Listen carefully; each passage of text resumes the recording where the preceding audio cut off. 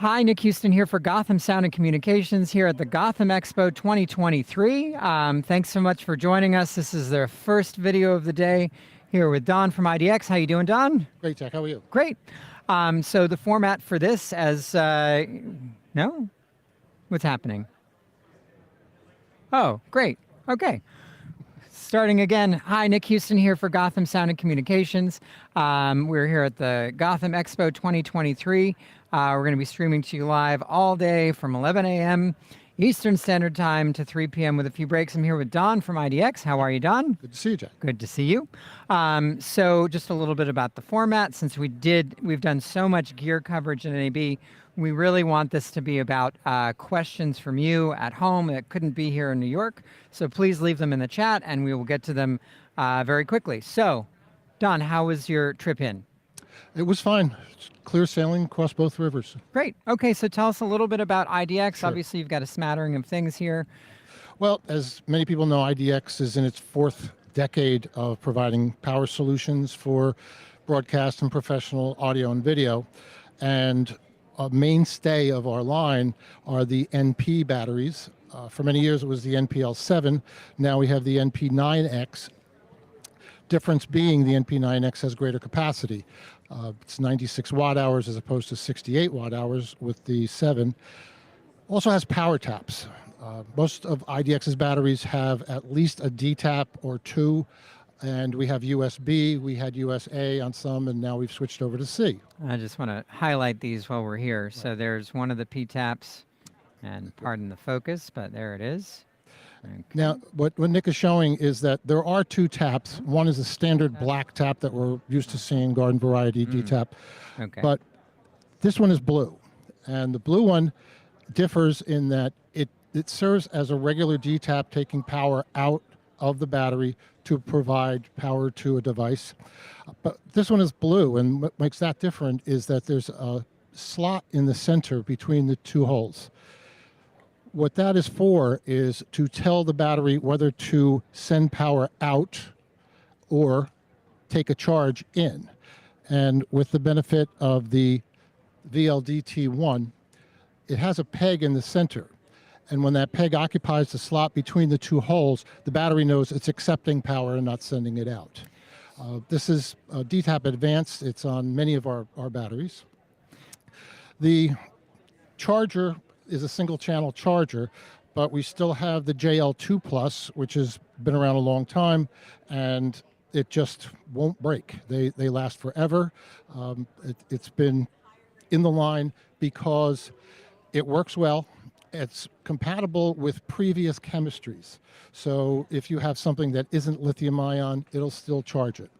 So two things. So this is really nice because previously it was just the JL2 Plus and you had to have a large charger, but now you have this that can work as a travel charger or as your only charger. Correct, correct. It's much easier to put that in the pouch than it is to put this in the pouch. So yeah, it's definitely great. a advantage. Before we talk about anything else here on the table, I just want to make sure that we're checking the chat and see if there are any questions. Matt, do we have any questions in the chat? We have a shout out from Charlotte, North Carolina, that you're doing a great job. We love that. And we don't have any other questions, but everybody's loving it so far. Thanks, Charlotte. I bet that's for you, Don. That's nice. Okay. Slouch yourself. We're doing okay. All right. So other things that I think are cool and that maybe people don't know as much is that you also make the L series batteries. That's correct. We have Sony replacement batteries with the L series, the SLF series, SLF 50 and 70, which again has X tap. Why not a D tap? These are 7.4 volt batteries. A D tap is a 12 volt connection. So we have to use an X tap, and that is a specific shape. It looks like a capital B as opposed to being rectangular as the standard D tap is. This is something that allows you to be kind of idiot proof. You cannot put the wrong connector in there, but you can draw power out of it. Does it output, how many volts does it output? Is it 12 volts or is it the 7.4? It's the 7.4. Right. So L series is 7.4. Got it. And to charge it, this is the LC2A. This is really versatile. these little sleds go in there, and depending on whether you're going to charge Sony, Canon, Panasonic, you put the appropriate sled in there, and it'll line up the contact points properly to charge the batteries. This is excellent for anyone who has a few different types of batteries from different manufacturers. You can then I'd like to jump in with a question. We have a question in the chat. Shoot. Will the new NP battery show telemetry data when connected to battery distro systems, something along the lines of the Deity SPD-1? No, well, we don't have any kind of diagnostics available with the NP batteries. Okay, great. Thanks Thank for you that for that question, Ashutosh Gurkar. Great, awesome. And one thing I do want to highlight about these batteries, and this is a different kind of, this is the SB battery, is that they SB. also have USB connectors on them. Correct. Pretty cool. Yes. The other Sony replacement batteries for BPU batteries is our SBU line. This is an SBU 98. It's a very, very popular battery. It's got power taps. It's more than competitively priced. It's a very good bargain. It also has a USB port on it. And that's USB-C. Yes, it is. The newest series of batteries, bricks or the SBU series, we've gone to USB-C because it's just more prolific. It allows for faster charging. And we have, this is kind of a travel charger. It's the UCPD-1. So you can actually charge the batteries via USB-C. You don't have to have the separate charger. And USB-C is much faster than USB-A in both directions. And it's bidirectional. It's non-proprietary. You can use it with anything. If you have a tablet, anything that has a USB-C that can accept a charge, you can use this. Great. We also have another version of it, the PD2. This one has 4 outputs. It has 2 C's and 2 A's. So you can charge your phone. You can charge anything. A lot of stand-ups going from an iPad. They want to charge their iPad. You can use this. Yeah. Great. So before we move on to the thing that brought me the most joy of this, I just want to check the chat one more time. Other than seeing me. Other than seeing you. I mean, that is a lot of love for IDX in the chat. No more specific questions in the chat. Thank you, guys. Very great. So I do want to, and this is not necessarily a sound thing, but I thought this was a really neat evolution in camera batteries. So this battery, 98 watt hours, so the same power as the NP9X and the same power as this.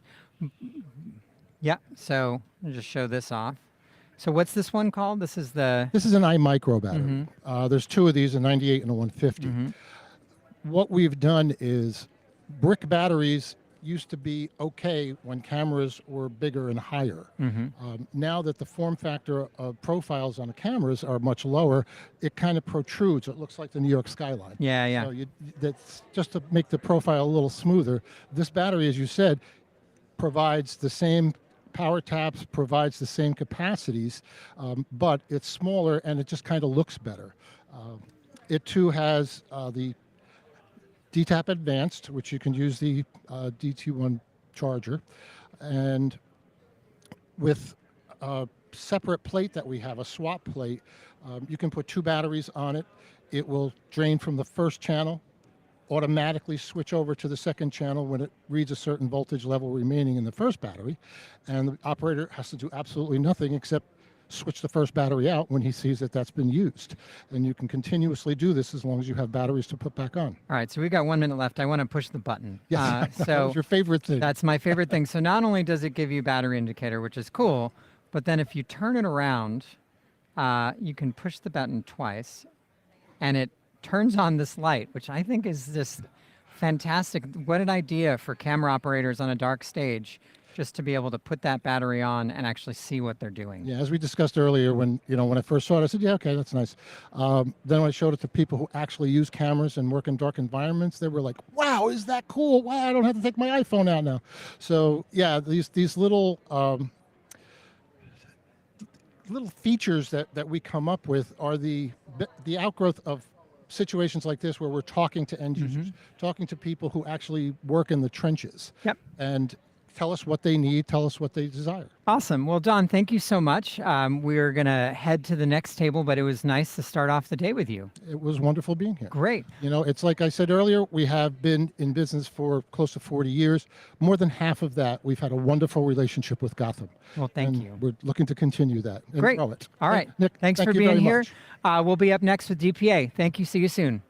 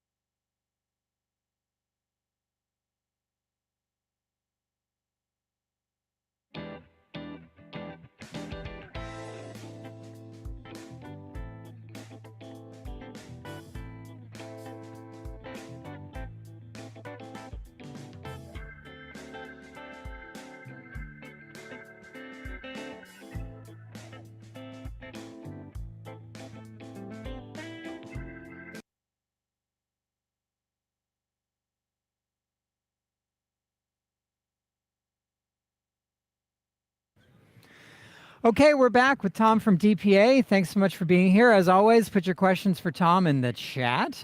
Tom, Yes, thanks for being here. I'm happy to be here. Now, you are based in New York City, so how was your commute?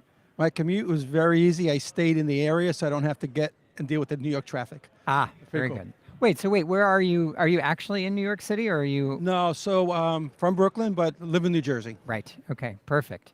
We've had some good Italian food together over the years. Yes. Indeed. Same neighborhood. Exactly. Okay, so just want to check the chat and see if there's anything there first before we talk about Sure. all of the goodness that you have here and some of the goodness that you have behind. Matt, do we have anything for Tom thus far? Nothing yet in the chat. People want to hear what you have to say first. Oh, how interesting. Well, I think we did cover a lot of DPA, and there's a lot of DPA to cover at NAB, but I think the thing that's exciting about this expo is this sweet swag that you have. Yes. Hold that up for you there. We have some sweatshirts, a couple different sizes, and some cool t-shirts like the one I'm wearing. Let's see, let's get a nice close-up. Does it come with the Tom name tag? No, the Tom name tag doesn't come included. That's extra. Oh, you have to actually be named Tom? Yeah, for that? you have to sign up to my podcast. Oh, do you actually have a podcast? No, I do not. Okay. Well, that's disappointing. So we just got back from NAB about 2 weeks ago. What was the thing that people were most excited about there? What did you talk about the most? Yeah, that's a great question. Typically what we get from NAB is obviously our shotgun mics was a big conversation, which a lot are familiar with, our 4017 shotgun mic. Very light, one of the lightest in the industry. So obviously it did get attention. It has been around for a little while, but it is still a go-to microphone when you want something flat, linear, with great rejection. And that's what we're known for. And I think the other thing that's good to know for people who are not familiar with DPA is that this whole line is modular. Correct. So we are known for our modularity. We're a Danish company, so we kind of consider us like Lego blocks. So everything is interconnected. So each one of our capsules, as we are seeing from Nick right now, can be replaced, and our to depending on what mic you want to put on there, the preamps could change to very small to very large, depending on the application. Yeah. So this would be an example of a different capsule. Correct, and with that a is also different modular. preamp. Right, and this is a hypercardioid, the Correct. 4018, with the compact capsule, Correct. or the compact preamp rather. Compact preamp. There we go. Okay, great. Yeah, and for people that don't know, and I guess I'll just throw this out there, is that we're, it's hard to listen to every microphone out there. Like, it's hard Correct. to get hands on it, but we do have DPA 4017, 4018 available for demo, and we're huge proponents of people trying things out if they're interested. So Yes. if you ever want And to, speaking of that, if I can cut in, we have there a you go. question from Ken Goodwin via YouTube. What is the built-in high-pass filter of the MMP-C preamp versus the MMP-B preamp? So talk about the difference in the filters there, if you would. Ooh, that's a good question. I'm not sure if I can answer that question exactly. well, the high pass filter. let me see. I think there is not a high pass filter correct. built into the 4017. That's correct. On the 2012, 2015, but not on that particular product. That is Yeah. correct. So in terms of that, the B preamp, The actually preamp has it. There you go. The B preamp has Which is- two you see right now. switchable filters. Correct. There's a what is it? A high pass, High pass. and a low pass. Low pass, correct. Yep. And in terms of the specs on it, No, this is the. no, this spec sheet is not for that. No, it isn't. In terms of specs on that, we'd have to look it up, but I think it's a pretty standard. Thank you, Peter. I think it's a pretty standard. Can I get closer? Can I get further? Sorry, we're trying to. Interesting. I'm actually cheating right now because I Oh. have specs right in front of me. Great. Because I knew you were going to ask that question. Thank you, Ken. So let's see. We're looking up the high pass filter range. Okay. But But this is- basically the 2017 is 4017. Sorry, is the only one right now. Well, the B preamp. Right. That's what I meant. Right, the Yes. B preamp. So the thing that's interesting about this also is the way that the switches work. It's on a ring. Correct. So that's kind of cool. All right. Anyway, well, we'll find that out and we'll post that information online. But I do think it is a pretty standard high pass. Yeah, and the person asked that question, you get a T-shirt for trying to trick me. Very good. All right, Ken, send us an email and we'll send you a T-shirt. And Tom, you better set it aside. All right, so we talked about the 4017. I do want to highlight, and Matt, are there any other questions in the chat before I move on? Just a comment from Ashutosh Gurkar on YouTube that he loves the 4017, been using it for a year now, and does use it more than his Schoeps CMIT. Very cool. Thank Cool. you for the comment. So I want to highlight the 4097 because is this a 4097 or a 4099? It's as what I did because I didn't have the 4097 with me in my kit, so I put the 4099 and made it look like the 4097 by reducing the boom. I see. Okay. For the Well, Planet mic. let's just talk about that for 1 second because the 4097 has become a very popular microphone for car rigs and plant mics. So Correct. tell us a little bit about about kind of what it is and what it does and why you think it's good. So we're well known in the music industry. Sorry for that. For a Planet mic, mainly because of the fact that it is a miniature shotgun in there. It's designed to give a distance to cover two individuals in a conversation, either in a car or in a plant, or, for example, can I mention a movie? Sure. Yeah. Go ahead. So Mad Max, remember the scene inside the truck? So we had a whole bunch of those mics around inside the truck, and then outside there was another truck with all the gear following the truck, so to get that sound. So if you remember that movie, that's what you were listening to. Okay. As an example. And the thing that I love about this too is, it's also shock mounted. It's shock mounted as well, so if there's movement, there's bouncing, there is no sound. And so these are basically like higher sensitivity versions of microphones that would say be clipped onto a saxophone. Correct. That's correct. Great. So that's perfect. Yeah, that's probably become the most common plant mic that we see these days. Correct. As the 4097. And of course, it's all on microdot. And if you're not familiar with microdot, it basically just means you can adapt to anything. Correct. You could go XLR, you could go permanent. You got 130 dB on the SPL, so obviously you can't clip it. It's a jet engine. That would be very loud. Okay, Matt, anything else in the chat before we move on to another product highlight? Just love for DPA, but no more specific questions in the chat. That's super nice. Okay, so let's get to like really the thing that probably DPA sells the most of, or at least we sell the most of, and that's the lavs. Correct. So Just before you go on, I do have one. The question is, can the 4099 be used in similar situations from PJamin123 on YouTube? So I think the question is about comparing the 4099 and 4097. Yes, in theory you can. The 4099, being an instrument mic, is designed for a very specific area, very small, tight area. So if you're in a situation where you can control, for example, if you're sitting at your laptop and want to do a podcast, you could actually clip it. We have a clip, a drum clip, put it on your laptop, facing you, and now in that case it's right directly pointed at you. There's your purpose of using similar to the 4097. and that would be more for like a high SPL situation though, because it is like that is a saxophone. Well, we slash have two. instrument We mic. have high Okay. sensitivity and low sensitivity. Oh, I so, didn't for know that. example, acoustic guitar is going to be a low sensitivity, Uh-huh. where Okay. the sax would be the high sensitivity. So we actually have two, one for each purpose. So does that mean that the 4099 is going to be more directional than the Correct. 4097? Correct. Interesting. Correct. So it being more directional, very focused. Picture a snare drum right at that point where you want to hit, and that's why I say we have certain applications out there that will use that for vocal, for talking head at a close distance. Got it. Okay. So we got about 1 minute left. Matt, I love how you're jumping in with these things. So if anything else comes up, just jump right in. Thank you. I can see you from across the room. He's all the way over there. All right. So let's just very quickly highlight the lavs while we have them here. So we've got the 4060. This is a 4061. And we've got a 6060 Correct. right here, or a 6061. I mean, these are beautiful sounding mics, and they're nice and small, but the 6060 is a pretty amazing mic, and that's been a huge seller for us. Yes, and I could give you distinctions between the two. Primarily, on a spec perspective, they sound exactly the same.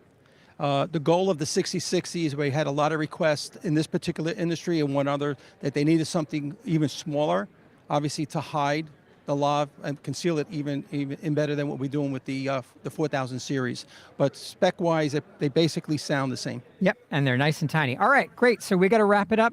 Tom, we really appreciate it. We will see you later on in the day, and right now we're going to move on to Lectrosonics. Cool. Thank you, Tom.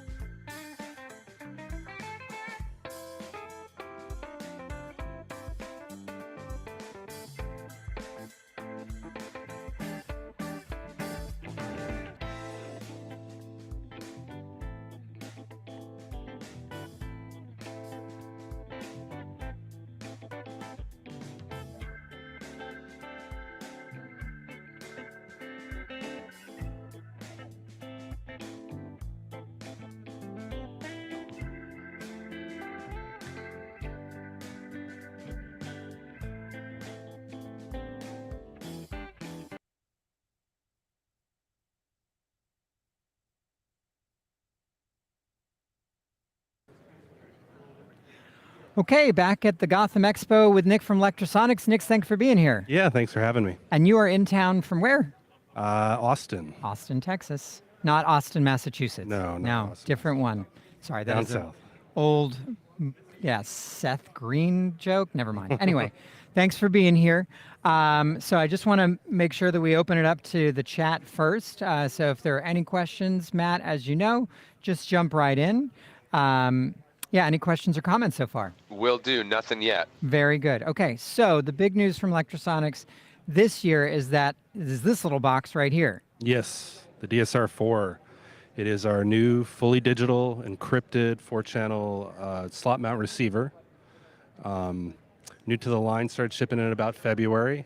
Has a lot of different applications, say in an SL2 with a sound devices mixer, in a rack mount, which we are coming out with soon, or just in a bag, or in a camera mount situation.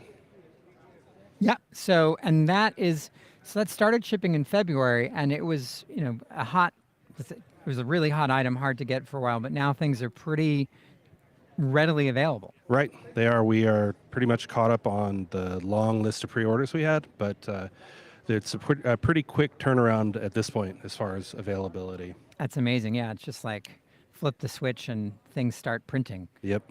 I don't. How do I want to say this? I've been to the factory. I think I've told you this, and it's pretty amazing. Almost everything is made in house. Yes. From the housings, we have the largest machine shop in all of New Mexico. Everything's milled and bent. All the components are placed and soldered, inspected. Everything occurs at the factory in Rio Rancho. And then we have a few satellite people like myself that cover the country as far as supporting our customers and our dealers. Now, what has the feedback from the field been on the DSR-4 thus far? It's been really strong out of the gate. RF performance comparable to our DSR-822, which you might be familiar with. It is a 2-channel tabletop receiver. Also came out of the gates very strong on the RF side. Of course, as with all of Lectrosonics gear, the sound quality is great. Mm-hmm. It's just been very successful thus far. They've made a few little tweaks, but I've actually heard somebody say that the sound quality of an older digital hybrid transmitter sounds better on the newer digital receivers. That's I don't know possible. how true that is, but that's what I've heard. That's the rumor on the street. That's possible. It's different conversion chips, and Yeah. they may have tweaked them since then a little bit. And it is nice that you have the backwards compatibility. You're not forced to upgrade to the newer DBSM or DB transmitters. Yeah, that's key. Really important for us and our customers. We realize, like, on location, people are bringing in gear from all over, renting, mixing and matching our gear. So it could be 20 years old. It's still going to work with our receivers, and we're going to continue to do that. So digital hybrid is supported on the new digital receivers and works just as well as a digital hybrid receiver. So you compared the DSR-4 to the DCR-822. Let's do another comparison to, let's say, the UCR-411, because I feel like a lot of people still consider the 411 to be their gold standard. Right. What is the feedback that you've seen in terms of that comparison? Well, so the UCR-411 was a really unique receiver at the time. It was a breakthrough design, and it really set the bar for us and the whole industry. When they set out to design the DCR-822, I actually saw like the pre-designed goals, and one of them was to make it as good or better RF performance-wise as a 411A. And at the time, I was like, "Ooh, that's going to be tough." But they did it. They made a fully digital 2-channel a receiver that it's been proven in the field does perform as well as a 411A. And is ultra wideband. All of our digital stuff covers the entire usable UHF band in the United States. And basically, it was so successful that we've taken that technology and begun to mold it out to other receivers, like the DSR-4. Yeah. And the upcoming DSR regular. Correct. Right. Correct. The 2-channel version will be coming soon. I want to give a shout out to Marlo Taylor, who told me this great story about the DCR-822, where he does The Walking Dead.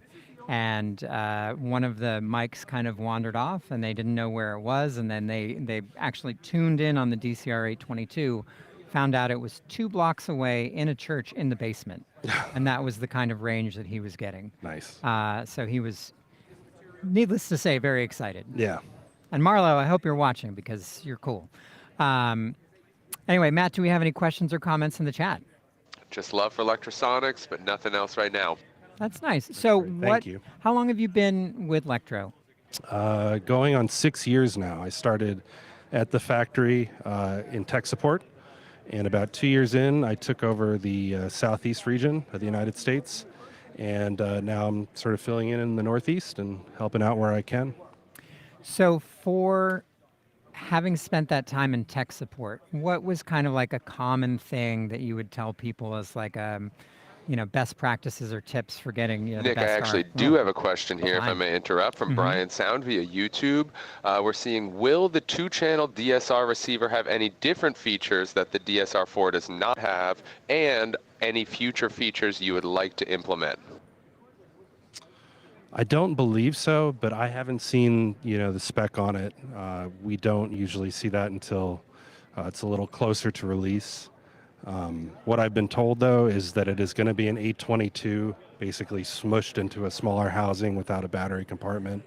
Same faceplate, same colored faceplate, same buttons, same end plates.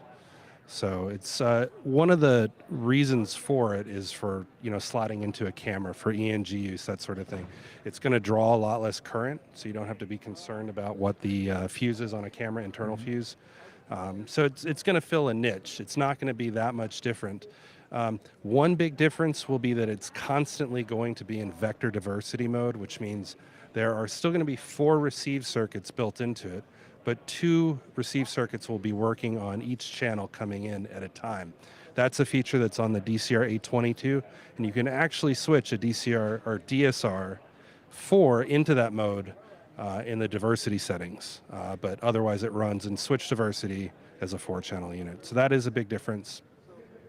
So potentially better RF performance standard in 2-channel mode, or equal 2-channel performance of this, where this, because it's in a different kind of diverse or ratio mode, isn't that what it's called? Switch diversity. Switch diversity when it's in 4-channel mode. Right. And the thing that I want to mention is what you said the other day, is that with the success of the DSR-4, they actually redesigned the architecture on the DSR-2, I'm going to call it, to make it match that rather than having it be more similar to the older SRC. Correct. Yeah. So if you were at NAB, or maybe saw y'all's presentation at NAB 2 years ago, we had a DSR mock-up that looked a lot more like an SRC. After doing some testing and after seeing how successful the 822's been, the decision was to redesign the circuit basically and put an 822 circuit in that smaller housing. And that's one of the reasons why the release has been delayed a little bit. But when I found out, I was very happy to hear that. Just so that I know for sure this thing's going to be great right out of the starting blocks. And if I can interrupt again, speaking of that DSR-4, Ken Goodwin on YouTube wants to know what the widest frequency gap a channel can have from another channel is on the DSR-4. Can one channel be at 470 and another at 608, for example? Yes, that is an important distinguishing feature of our digital receivers, is you can tune to the entire usable 470.1 up to 607.95 or something. You don't have to assign like a specific 25 megahertz block. So you're free to tune across the whole spectrum, which is really nice if you're trying to segregate like IEMs or IFB from talent mic, that sort of thing. And what is the channel spacing? Just to How close can you get Yeah, them? how close can you get them? We recommend 400 kilohertz. Okay. But there is something called HDM mode. Uh-huh. So currently on our DBSM and DBSM-D transmitters, these belt pack transmitters, you can put them into a mode that's just labeled HDM. And when you do that, the power gets knocked down to 2 milliwatts, which basically makes intermod not so much of an issue. And you can stack the frequencies very close together, 200 kilohertz, sometimes even less. Wow. You're basically sacrificing range for channel density. So you can imagine like on Broadway where you need 40 channels, but your antennas are side stage. It's a good use for that mode. So. Great. 2 more questions here. I'll try wow. to get in quickly. Tom Bergen on YouTube wants to know, will there be a digital bottom plate to integrate the SRC to an Sound Devices SL2? Yes. Yes, there will be soon. We're working on it. We had a mock-up at NAB a few weeks ago, and so that one is close. And that will, just in case anybody's wondering why this is important, allow you to slot an SRC, which typically just had an analog output out of the DB25, next to a DSR4, because the SL2 likes both slot receivers to be either putting out analog audio or digital audio. So essentially the end plate will put out AES audio through the multi-pin adapter or end plate. Yeah. And from Brian Sound on YouTube, we want to know, like the DSR4, will the 2-channel version have AES out built in? Yes. Great. It will.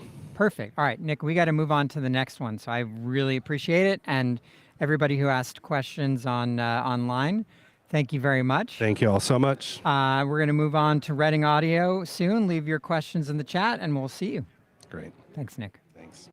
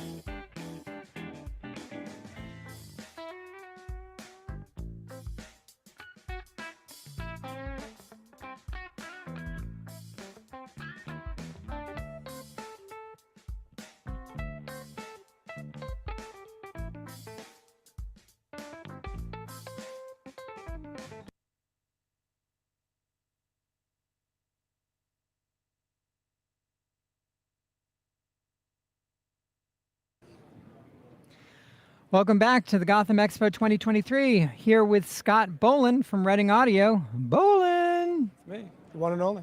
The rock star. Make sure you eat it like an ice cream cone so we can all hear you. Okay. There you go. Perfect. So Reading Audio represents a ton of brands. We got Cable Techniques, we got VT, we got Schoeps, Viviana, Ambient, and Rycote. Did I miss anything? All the best. All the best. Okay. So we want to make sure we open up the chat, let people ask questions about anything they have here. Matt will jump in as soon as we have any questions or comments. But I wanted to highlight this because we did talk about this at NAB last year. It's the new Locket Plus, right? The Locket Plus, about at least 3 years in the making. Mhm. Now is material. Yeah. Grab it. So the Locket Plus basically is sort of the next gen of the Master Locket, that little cube. So improvements in the actual box itself. It's modular. So right now you have sort of the bag extension on the bottom plate, so the bottom plate can be removed. You'll have a slot plate coming soon. It can be externally powered with the internal batteries, and essentially it gives you the thing that the Master Locket had, which was this Wi-Fi server that you can log into and control pretty much everything. So all of your time code settings, frame rates, you can control and see battery life, all the lockets that are attached to it on set. It also has the metadata for camera lenses if you're using the Zeiss and Cook lens. It has the Master Lock had that control feature for sound devices, which isn't so important, but they left it in there. And then the really new feature that it has is a full band frequency scanner. Right. So I know there's kind of been a lot of these ideas coming out and people doing stuff. The good thing about that is that it's not brand proprietary, so it's full spectrum, and you can, coordinate multi-brand. So you got Zaxcom Digital, you got Electro, you got Wizy. All of them it's not brand specific. So you could potentially bring, the Master Locket Plus and your iPad and do a scan on a Tech Scout. Absolutely. To pre-coordinate frequencies. Absolutely. Or even potentially. And save it, and you can save it, so you can go in and then define what how you want to coordinate all your. Can you wireless. port the scan data over to other programs like Wireless Workbench or? Good question. I'll call Ambient and ask them it's like that. Great. But, very good. Yes. And so the other thing that you showed me, and I think this is bittersweet, but you were talking about the battery compartment here. Yeah, Klaus Grosser, who was the very first employee of Ambient back in the day, he was leading their the production engineering for many years, all the products that you see here, and this was the last one. So this always gets everybody. So a little tribute to Klaus in every Locket Plus right now, a little engraving. So it's pretty amazing.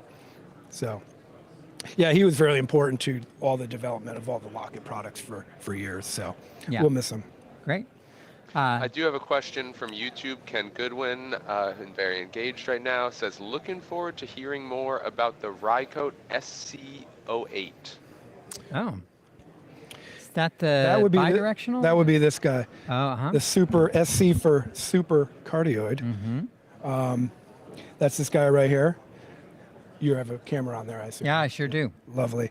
So, it's what do you say about microphones these days? It's a super cardioid. It's actually, it's not just some off-the-shelf thing. They actually developed this. It was, real engineering, and for $799. Actually, these are $699. It's a great mic for the price.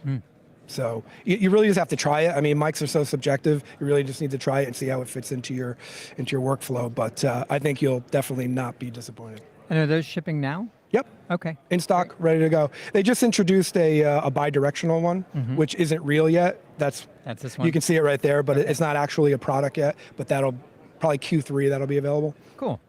We'll have to get, I've mentioned this before, but we're big into product demos. So if anybody's interested in... Yeah, I have plenty of demos to supply to you guys. Great, Easy. yeah. Give us a call. Another question here from YouTube, Adam Hesht. Any news on the Schoeps AES CMC preamp? The CMDs are, went through a full real beta and full working product. And of course, like everybody, the chip shortage just annihilated any potential of having that be a real product in the present. So they're just prepping to do like beta 2. They've made some improvements, and probably I'm not sure, but probably a new chip that they're worked through. So I could be wrong, but that's not really that important. But they're going to do a second sort of short beta, and then they think within maybe a year, kind of spitballing that it'll actually become a real product. But it's not just something they're playing around with. It will be a product. Yeah. So in the next 12 to 15 months, hopefully we'll see something. So maybe this time next year. Maybe we can debut it here. That'd be cool. Here. Yes. Very cool. But it is for real. It's going to happen. It's just little logistics problems. Is that another thing that's been going on with, say, the Super CMID, is they've had to rework how that A to D works? That is something that they've talked right now. It actually hasn't been changed. They've actually, for a while, that was held. We couldn't get any because of the chips, but now that's actually back in production and no problem. But of course, any of the stuff that has digital stuff is going to have to be updated at some point. So that's in the plans. Cool. And let's see, Matt, anything else in the chat for Scott? Nothing yet for Scott. Very good. Well, I do want to highlight the Viviana brand, because I do think that they, Danielle and his crew over there come up with some really neat things. He comes up with something cool like every 4 weeks, which means that I have to do a new price list every 4 weeks. Uh-huh. Thank you. Thank you. We talk about. Yeah, amazing just ideas of, real guys working in the field coming up with great products to make your lives easier. The newest thing he has, which I don't have here because we didn't get them in yet, is the Skin Extreme. Oh, with the metal So the thing Viviana in Screen it, has yeah. the little metal wires in it. Fantastic. People are very, very excited about that. He just literally introduced a whole new series of the straps For the Shure specifically for the transmitter. Shure ADX1M. Yeah. So those will be ready and available within a couple weeks. So that's very new. And of course, I don't have the cloud box here, unfortunately, but anything related to Viviana Cloud you should pay attention to. Yeah. Like new features happening like in real time practically for that. It's such a wide product range from the straps to the Beatles to the little pads, and then the cloud is a different thing entirely. Yeah. I mean, Turi, I say he's the hardest working man in show business because he doesn't sleep. Oh, well, that explains it. Yeah. How can he do all that? I do like these little. Yeah, the hook is for real. It's things. great. And the Beatle accessories, the pads, all that stuff are just fantastic. Yeah. And then also just to highlight voice technologies while we're here and while we have the time, one of the remarkable things about that is how waterproof they are. Oh, absolutely. And then they didn't just stop at water. Then they went Water Adventure, which has a acid sweat-proof cable. And then there is the Extreme, which is the pretty much next stage before a hydrophone. So you can essentially be underwater, for 24 hours straight with that guy. I mean, hopefully you bring oxygen with you. Exactly. So extreme reality shows, the 500 Extreme would be your choice.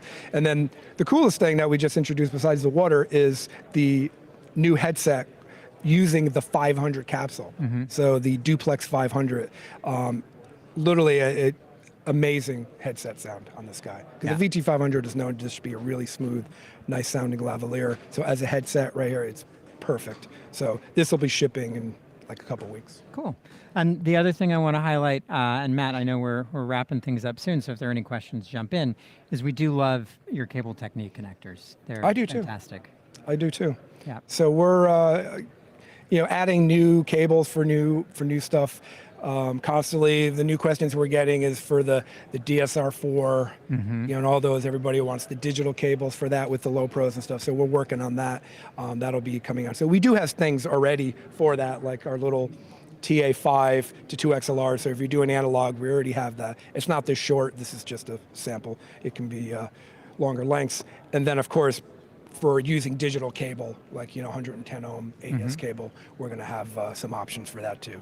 So, Great. Which is nice. Awesome. Yeah. Well, Matt, while we wrap things up, do you have any questions or comments from the internet?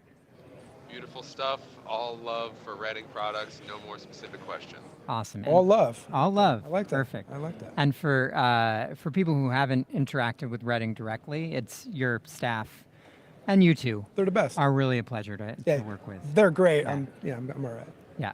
Yeah. Hi, Mike and That's Jeff. the same thing we say about you guys. Oh, good. Perfect. All right. Well, thank you so much for watching. We're going to be up next with Phonak.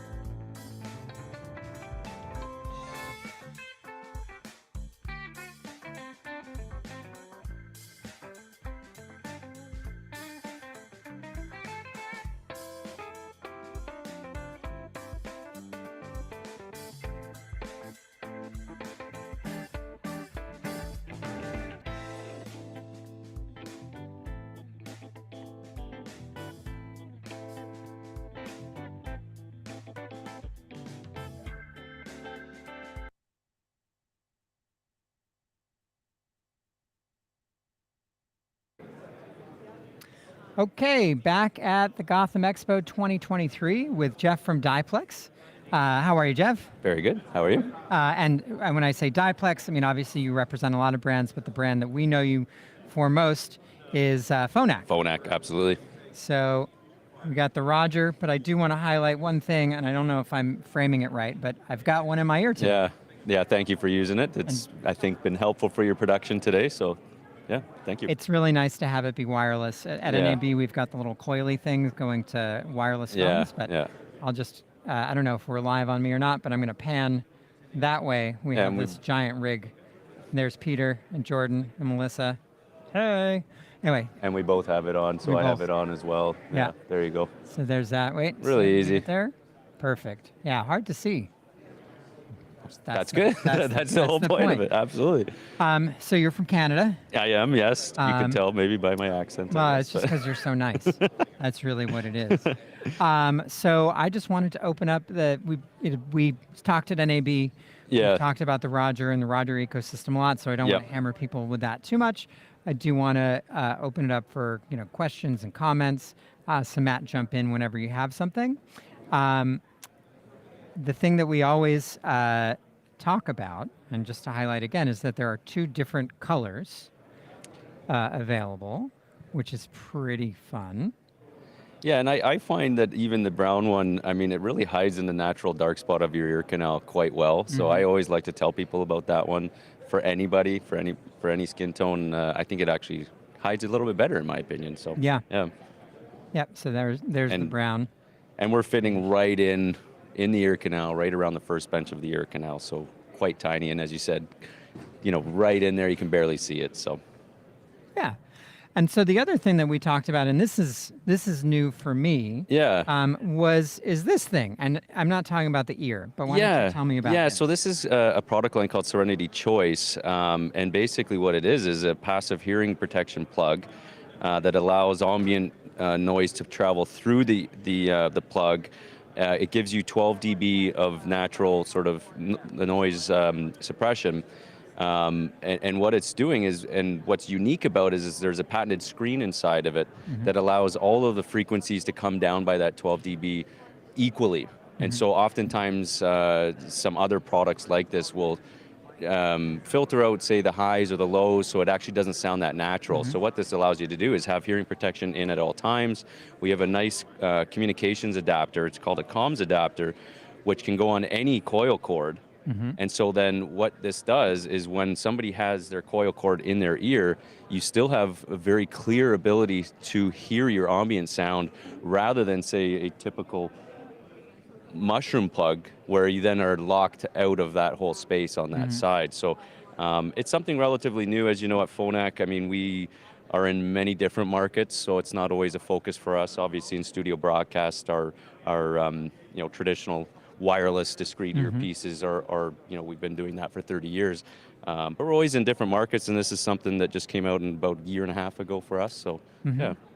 Well, this is interesting because the other side of Phonak is hearing health, right? I mean, it's for hearing aids and things like this. And this is something that especially for sound mixers or people in film and TV Absolutely. promotes good hearing health. Yeah, and I think that was part of the decision from, Sonova as their parent company, and I think that's part of the decision to kind of really be entrenched in everything to do with hearing. Obviously, traditionally the focus is hearing aids and helping people improve their hearing, but like you said, sort of being proactive and saving your hearing loss before it gets to that point is also part of our portfolio. Yeah. Can I try that on? Yeah, go ahead. Okay, Yeah. So this is going to be just that little pull tab there, and they come in different sizes: small, medium, large, and extra large. I believe what you have there is a medium. Okay. Yeah, that seems. We do have a sizing tool that you can easily size an individual ear, and so what should happen is that you can hear me perfectly fine, except everything is being suppressed by about 12 dB. A little higher? Okay, great, perfect. Yeah, I mean, it's comfortable. I think the thing that I've always noticed about when you're using mushroom tips, and I'm going to put that next to the cleaning spray to make sure we clean it, is that they also get really, really uncomfortable throughout the day. Yeah. I mean, that's part of, obviously something in your ear. Even with, say, our wireless earpieces, the talent really does need to get used to it. Yeah. I think generally they do, and accept the fact that, yes, I'm going to need something in my ear, and ultimately it's a tool for them to get cues discreetly, right? So I think that ultimately they get why they would be doing that and sort of achieving no wires at all to the ear. So Yeah. I know that I do a lot of reality television stuff. So, I always like to say that if you see anything on TV that makes you want to cry, in a bad way. I've probably worked on it. But I could see that having this in your ear, because oftentimes you're on a walkie while you're mixing, Yeah. having this as a hear-through could be really very helpful. Yeah, and again, what's unique about it is that it's filtering out all the frequencies equally. That really is what's unique about it. So, yeah. Cool. Yeah. Great. Matt, do we have any questions or comments in the chat? We have no specific questions. It's a simple and easy to figure out product, it appears. Well, thank you. I mean, that really is, that's true. You know, Yeah. it's nice to not have to do the toasting. No, I mean, we've got a full range of products. We've got 3 different transmitters. It can be, something like a base station, which is more permanent, but then also quite mobile, small ones. So it really is an adaptable system, and I think sort of fits everyone's needs. A common one now, traditionally it's always the base station, just because it's rackable and you can, what you're doing right now, you're using it on a rack. But now a quite common one is just using a simple transmitter called the Multimedia Hub, which has a 3.5 in, and connecting that to an existing belt pack, and then you're, using that range within the studio. So it becomes a very simple solution just to get the audio to the talent's ear, and that's really what we're all about. Is how do we get the audio going to the talent's ear, right? So, yeah. And just I do think it's worth pointing out that we have multiple systems going simultaneously. We have multiple earwigs cloned on one system. You have your transmitter going. Yeah. I mean, we're right near, the 2 earpieces that I have on display right now are on. They're streaming One Love by Bob Marley, and we've got our repeaters, we've got our transmitters all on, as well as everything that you guys are doing, and it sounds perfect to me. So yeah. And I will say that we are, in terms of us, we've got 2 earwigs going. We've got a third that's with the advanced crew for the next people. Yeah. And really, I was getting range all the way into the other room, which I don't know if you can see how far that is, but that's probably a good 30 or 40 feet over there. It really only went out when I went into the bathroom and closed the giant metal door. So the range is actually pretty darn good. And we have so many different ways to get around range now that it really just is per location of how a mixer would set it up. But it's just so adaptable, and like you kind of pointed out, that you're not toasting or changing frequencies anymore. You're literally just bringing an earpiece, pressing a button, and that's it. And you can just do that over and over again. So you could have one transmitter to 100 earpieces if you wanted. Like, that's how simple it is. Yeah.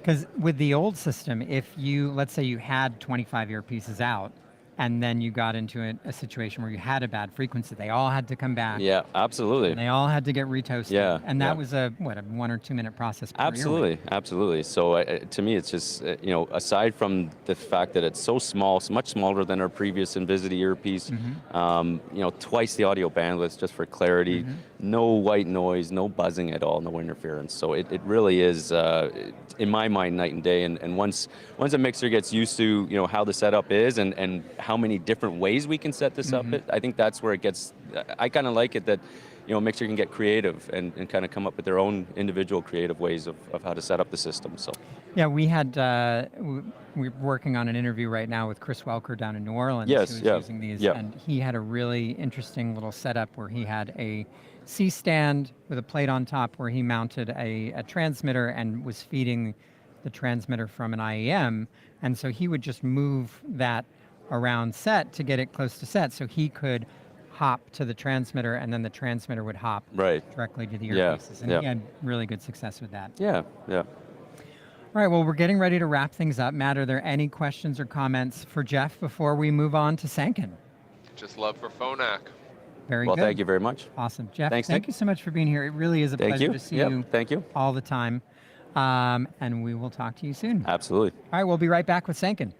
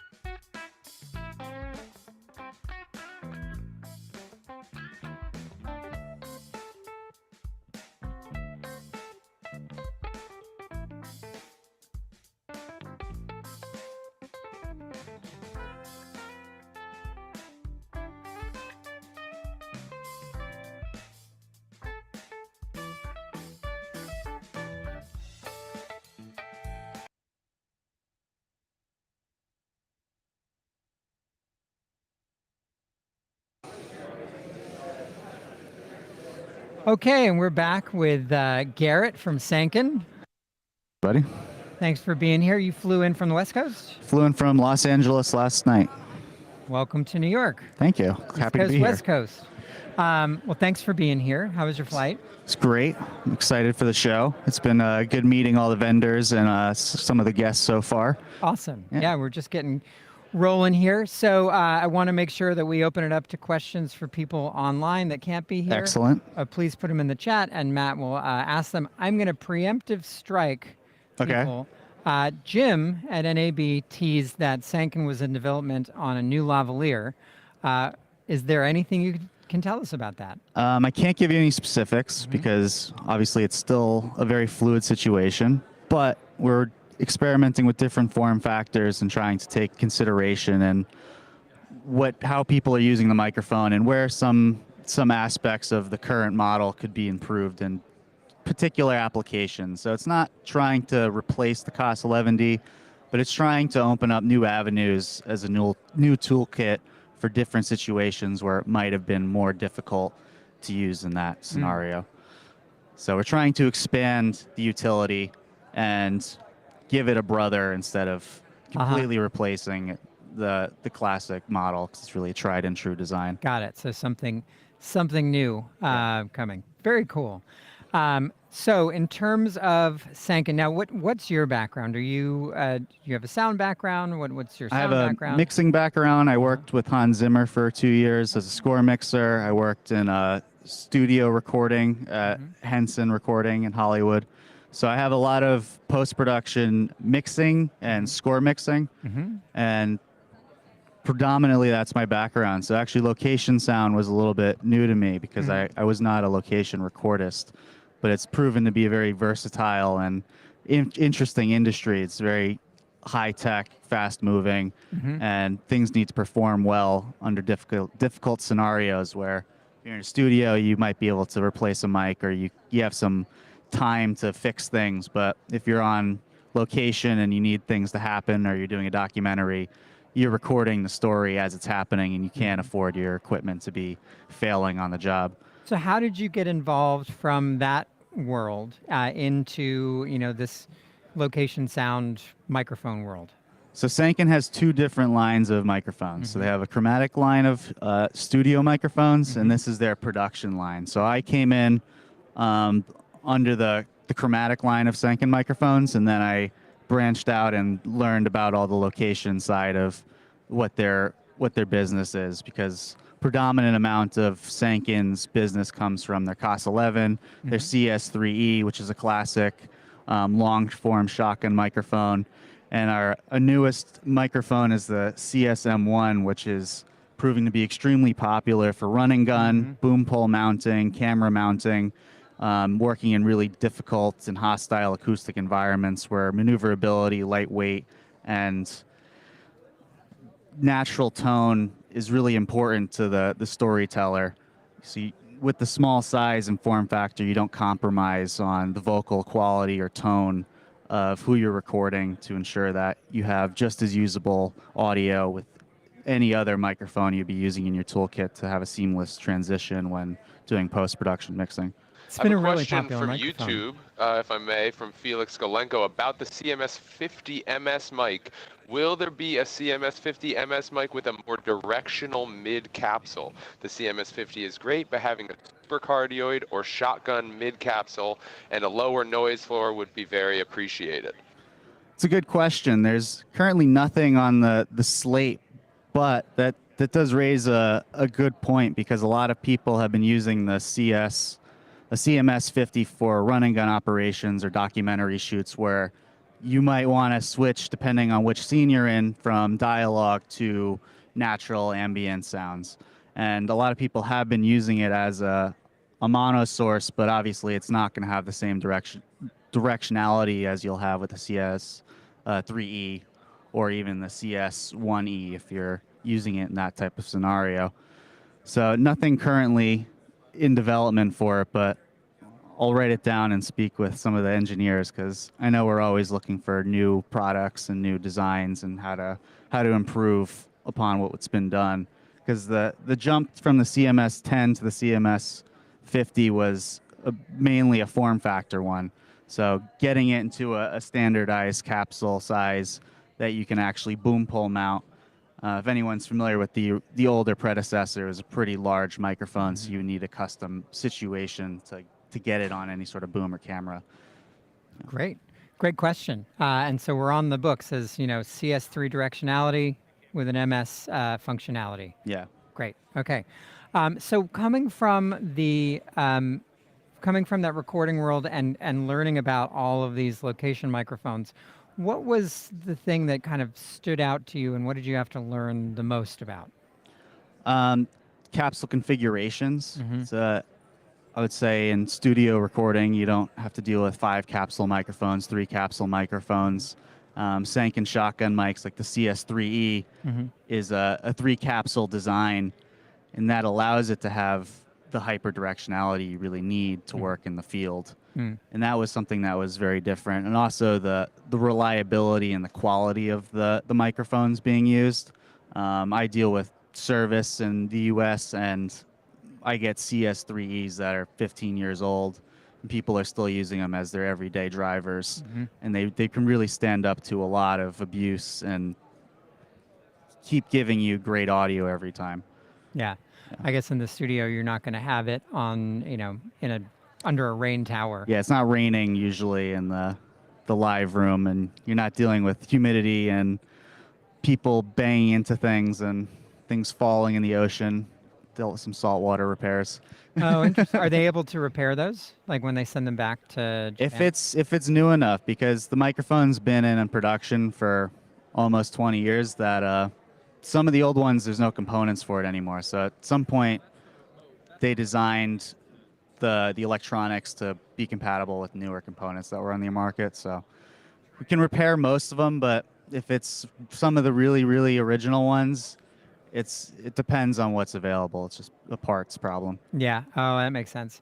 I know Sanken's the COS 11 has probably been the most popular lavalier since I got in the business about 20 years ago. So that says something. Yeah, it's absolutely still sells by the dozen. People buying them. It's a staple in location sound, and also theater production and conferences for business as well. And have you been to the factory in Japan?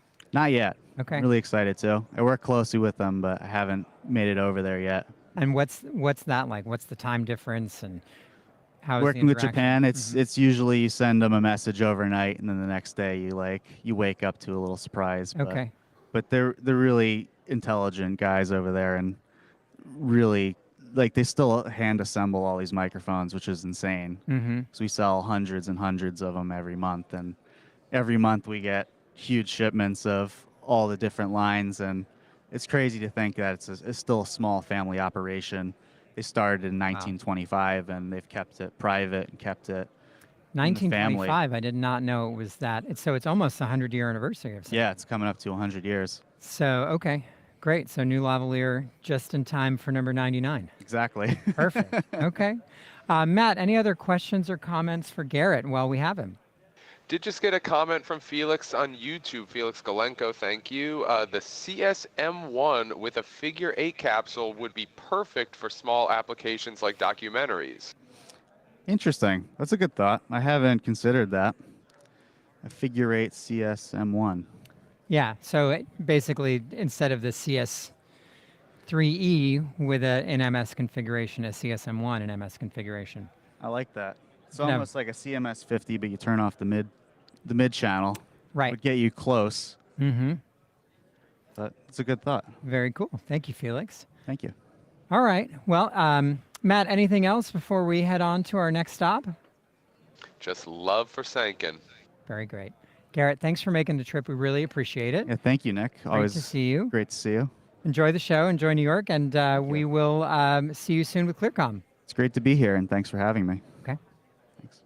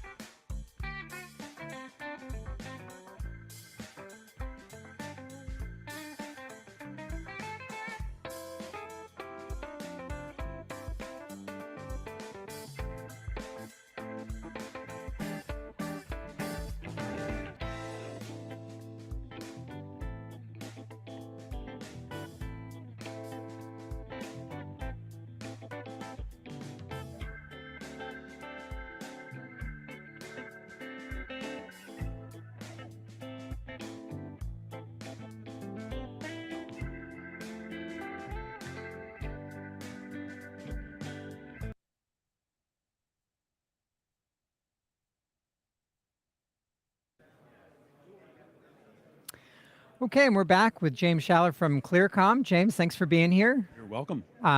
So we have a question in the chat immediately. So for that, we'll send it to Matt. Absolutely. Brian Sound on YouTube wants to know right away, does Clearcom offer free training seminars for the FreeSpeak intercom software setup and operation specifically for A2s? Good question.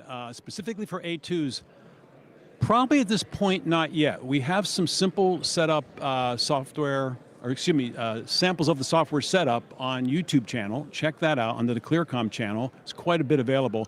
If you're looking for something specific you don't feel is covered, please reach out to the folks here at Gotham and they can get to me, because we are constantly looking to offer new training videos.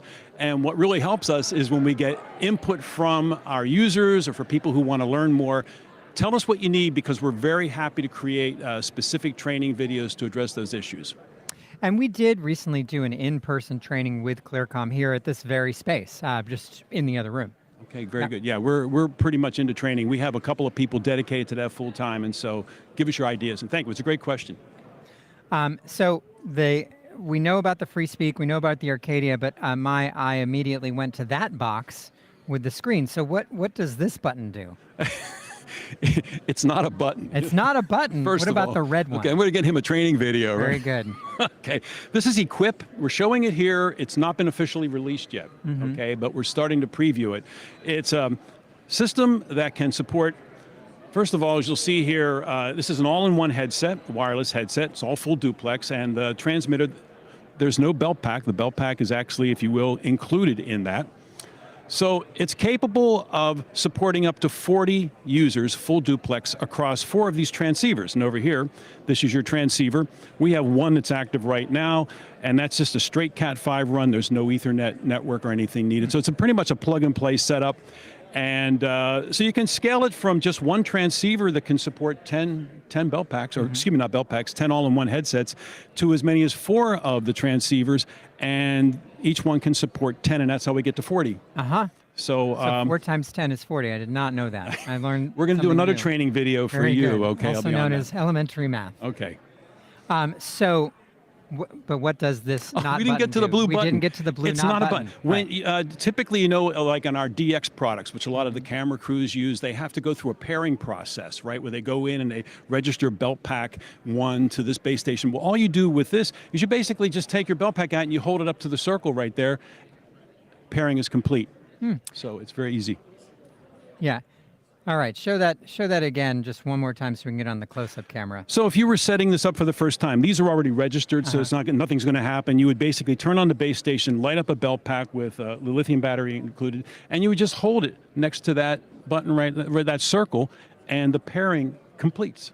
There's no buttons to push, nothing else, and you'll hear an audio prompt that will say the registration is completed. And that will automatically push from the base station onto the transceivers. All done. And what frequency range do these transceivers operate at? These are operating 5 gigahertz. So one of these transceivers takes one channel of 5 gigahertz. Okay. And how many channels of 5 gigahertz are there? I think it's around high 20s to early 30s if you're counting weather channels. Okay. Okay. So there's plenty of room up there. A lot of room. Yeah. We've been out, and that's one of the things that the folks here at Gotham, you folks helped us out with. We went out and did some looking at what's the spectrum is like on a number of sets, and we found that the 5 gigahertz spectrum is actually relatively open. It doesn't go beyond buildings too much, and so you don't get a lot of anything that's in a building. So that's where we're at with the new, and it's called Equip. Look for it probably mid to late summer. Okay. And is it priced comparably with the FreeSpeak 2, or is it a... Oh no, it's less money. So we're going to be probably just around where the DX systems are sitting, maybe a little bit more. I'm thinking about like I think about 5 belt packs, or excuse me, sorry, belt pack. Yeah, belt pack, packs. Clearcom, belt Ear pack on the packs. brain. Ear pack, I like that. Right? And one of these all-in-one headsets. That's the nomenclature we like. That with 4 transceivers, your battery charger and everything's going to be just under 10,000. No kidding. Yeah. Wow, that's pretty great. And just to highlight what the battery charger looks like, because we haven't seen that. I haven't really featured that yet, but that's a really interesting thing. What's the battery life going to be like on those? 12 hours. That's amazing. So that's a full day. That's a day. Yeah. Yeah. And So these are you can- turnaround times about 2 hours to recharge. Okay. I mean, yeah. So you really don't need that many spare batteries. No, so what we were showing today is the fact that, Clearcom's been in the business 55 years. We just do intercom. We don't do video, we don't do data, we don't do routing, just about intercom, serving our customers like that. Going from very simple systems like this through our Arcadia, which is our new free speak system, through multiple channel belt packs, through network deployed antenna architecture, all the way up to our mobile app, which is on Agent IC. So you could be on a mobile app, you could be an executive producer, maybe someday you will be an executive producer, sitting in your second vacation home in the Bahamas, and you could pull out your telephone and you could look at your mobile app and talk to Peter here on the set, and he could be listening on any one of our Arcadia devices or even our simple Equip, all communicated together. And that's really the story of Clearcom here today, is soup to nuts communication across any medium around the world. Speaking of Arcadia, we do have an online question from Ken Goodwin on YouTube. Can you talk about the Arcadia's redundancy features when dealing with venue power failures and network failures? Don't want to disappoint Nick, the EP, in his vacation home. Right. We have redundant power supplies on the back of the system. We have a DC power here, and then we have an AC power right next to it. So that's what some of the theaters are doing right now.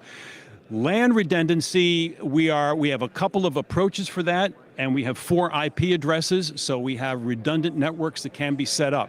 So there's 2 levels of redundancy right now. You have power and you have network.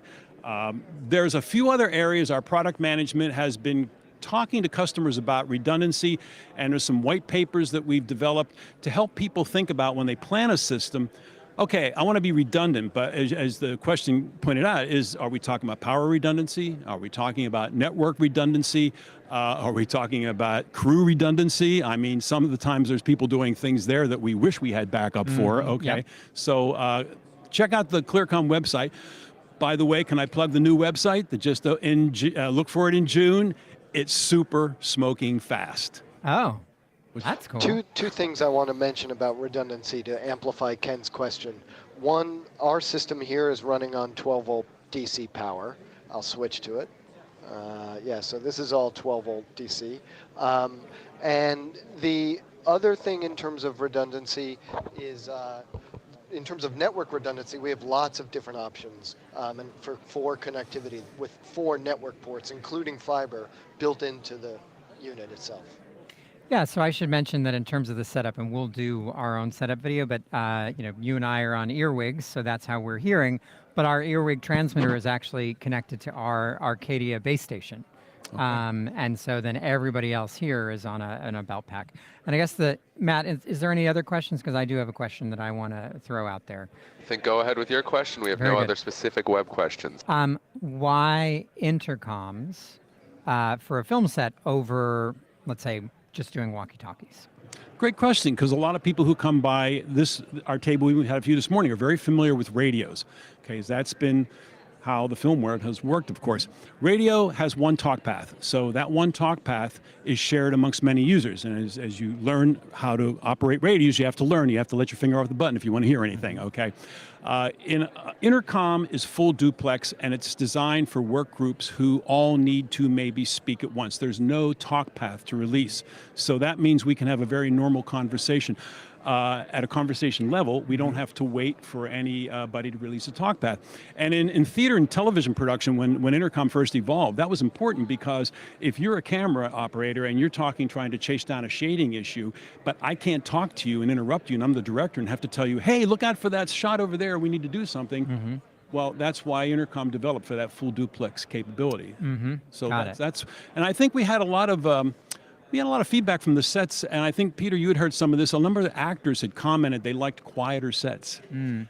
There was less bullhorns, less people shouting, because the groups, the different departments were all channelized. They could communicate amongst themselves, and then they could actually cross-communicate as well. Fantastic. Less open walkies. One question I have, can you talk about any upcoming features in terms of wide area connectivity in the Arcadia? Wide area connect. Can you just give me a little more explanation of what you... I hope I don't give it away. Agent IC server included in Arcadia? Oh, is that right. No, we can talk about that. That's very soon. Yeah, the next thing up. So right now, just very quickly, Arcadia will support free speak wireless at all the transmission all of the spectrums that we operate in. HelixNet, which is our digital party line as well, regular analog party line, and coming up will be the ability to have an LQ. That's our IP interface capabilities built into it.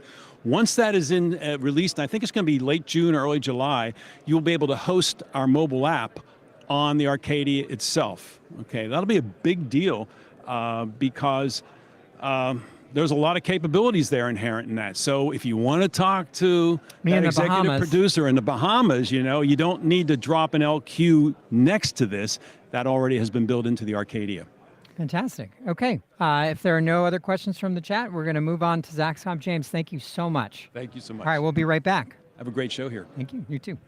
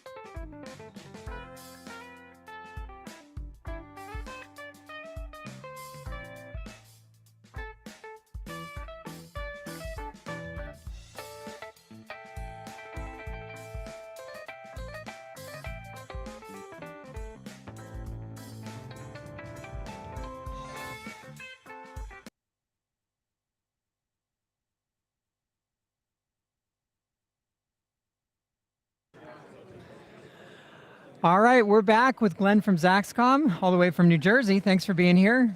Hey, Nick, how are you? Good, great. So first and foremost, I want to open it up to people on the chat to leave their questions for Glenn. There's always a lot of great participation from the Zaxcom community. So Matt, whenever we have something, just jump in, okay? Ready, ready. Very good.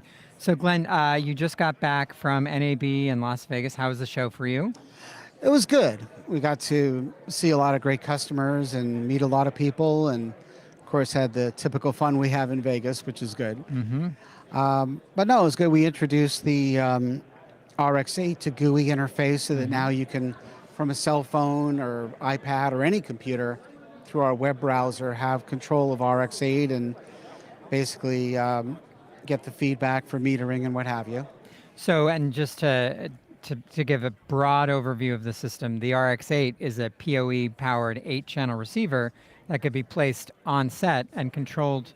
Oh, it's There you broken. go. We broke it. Okay, anyway. We broke it. It's just us, Glenn. But the RX8 is can be PoE-powered, put on set with one Ethernet cable.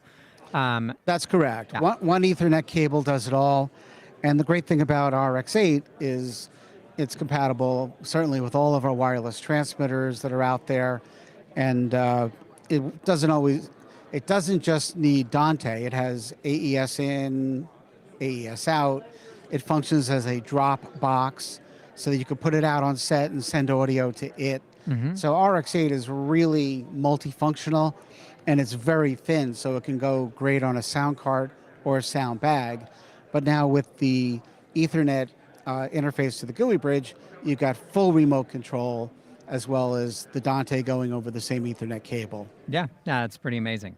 I have a web question here from YouTube. Adam Hesht wants to know about the Aria. Since the Aria has an aux USB, could you piggyback the FP7 onto the Aria to have extra ZaxNet or trip pods? Yes, you can do that in about 1 week. We just now, on the FP7, added trim control and ZaxNet control. So you've got that along with fader control that literally just went in the software this week. And when we finish it up next week, you'll be able to use it also with Aria in line, where the Aria would basically give you up to 16 faders, and then the FP7 would look like faders 17 to 23 in the system. So you'll be able to use both at one time. So giving you a shot of the Aria right now, and I'm just going to move over to the FP7. You do have one in this bag, right? Because I can't actually see. Fantastic. It's, it's hiding in the bag. So you could actually have 2 Arias, 1 FP7, all working together with a Nova. Is that right? That is correct, as of next week. Wow, as of next week. Okay, new firmware coming soon. Indeed, and in the smallest, lightest, lowest power sound bag you can possibly get. You, Nick. That's right. Well, I mean, I've got it right there. I'll just walk off with it. There you go. And we did have, what was it? We had at NAB, and we showed this. You had a hook with a bag. That's correct. And it was a K-Tech Stingray Jr. Yeah. With a Nova in it, 8 channels. What was the weight on that? It was about 8 pounds, and that was with the FP7. Mm-hmm. Typical sound bags that have separate receivers, separate recorders, usually at least 2 batteries. That would be close to 17, 18 pounds. Mm-hmm. So, you know, it is so much lighter and so much lower power and so much smaller that, you know, it's just something that you're going to want to carry around, not loathe carrying around. So you are, you know, I would dare to say a pretty forward-thinking guy. Without giving away what you're I've been called worse. You've been called worse, yeah. Visionary. Where do you see the sound industry going in, I don't know, a long time from now? Maybe not next step, but, you know, you're 20 years from now, aliens are here, and what are sound people doing? You know, it's really tough to know. I mean, obviously, advances in semiconductors and technology will change things. I think the biggest change is going to be batteries, where, you know, right now the ZMT4, you know, is ridiculously small, and, you know, we get 7 hours of runtime out of it, which is amazing considering its size being like less than half of anyone else's transmitter. But as batteries go, we'll be able to make it even smaller if we can get a battery that has, you know, 2 or 4 times as much capacity, and that looks like where it's going. So yeah, just to interrupt, I have a couple of questions rolling in. So real quick, 3 of them here. The first one, Brian Sound on YouTube wants to know, are newest models of Zaxcom mixers still not using any transformers for the XLR inputs so as to not color the signal and not add weight? We have never in the history of the company used a transformer on any input or any output.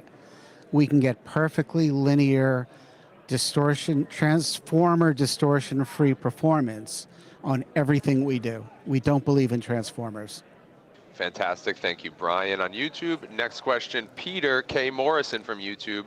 Can you control a camera link attached to the RX-8 over the network for URX control on set? Over the network. Well, when you plug the camera link into the RX-8, if you remote control the RX-8 through the GUI bridge, yes, it will control the transmitters and the receivers at the same time, because the RX-8, even from its local panel, will send the commands to the transmitter through the camera link so that the transmitter and receiver changes frequency at the same time. The URX control is strictly from the GUI, and actually the control of that is through RS-422. So that would be, that's a separate thing. It's kind of a separate thing. It's from the same GUI, and we're going forward with the GUI bridge, and we want to have everything remote controlled through that, through a web browser, so you could do it through your phone, your iPad, your Mac, your PC.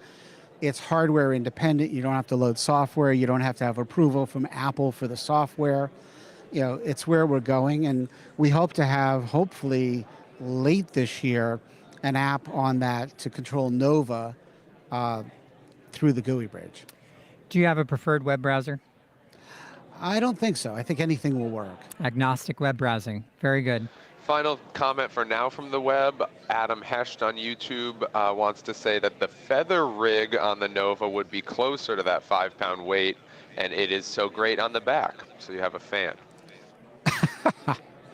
Well, thank you, Adam. And I think we have more than one. I hope we have more than one, or we haven't been doing anything right. So all good. No, I think there are a bunch of, I don't know, Zaxcomites, Zaxcom minions. I don't know what you would call it. Zaxcomites, I think, is better. Okay. A little less on the minions side. Very good. I don't know. I'm just making stuff up. Zaxcom aficionados. Ah, there we go. Perfect. Great. So let's see, Matt. Anything? Let us know if anything else pops up in the web. So just to go back to your comment about the battery. So if you were to, do you want to open? Oh, I'll open this one up. Okay. I mean, I guess it's just interesting to see that, the battery compartment is really more than half of the size of the transmitter. It's almost like a battery holder that happens to have a transmitter in it somewhere. Mm-hmm. But, of course, it's transmitter. It records and transmits at the same time. It's remote controllable. It has 48-volt phantom power, which no transmitter in this size category has. And frankly, is the best solution for boom pole because it lightens the boom pole because you're taking a cable out of a pole that is much heavier than putting this transmitter at the end of the pole, and you've got incredible audio quality. And let me also just point out that in tests we've done, because we control the gain of the transmitter, we actually have a 5 to 6 dB noise advantage over transmitters that do not have any gain control. So for the best quality audio on the pole, this is what you want to have. And also your boom person's going to thank you because it lightens the pole. So it's a win-win, and it runs for about 5 hours running 48-volt phantom power. Now, in terms of the remote control with Zaxcom, and sorry, we're running short on time, but do you have any tips and tricks, like best practices for using Zaxnet? Do you like to remote the IFB transmitter or the camera link, or do you find you get enough range? We get a ton of range on Zaxnet, and that's a ton of range in terms of transmission. It doesn't need to hear back from the packs, so it's not two-way, which is great. So, it's up to the customer whether they want to remote it on set, whether they want to keep it at the cart, because Zaxnet is IFB, remote control, and time code. The reason that you might have it on the cart or on the set or in the bag is really up to the sound mixer. It works well almost anywhere. Great. Fantastic. Okay. Matt, any more questions before we move on to Deity? Final comment from Jamie on YouTube that the idea of agnostic web browsing is hilarious. Great. I'm so glad. Okay. All right, Glenn, thanks so much for being with us, as always. Thank you, Nick. And we will talk to you later on today. Great to see you and everyone from Gotham. All right, we'll be right back with Deity.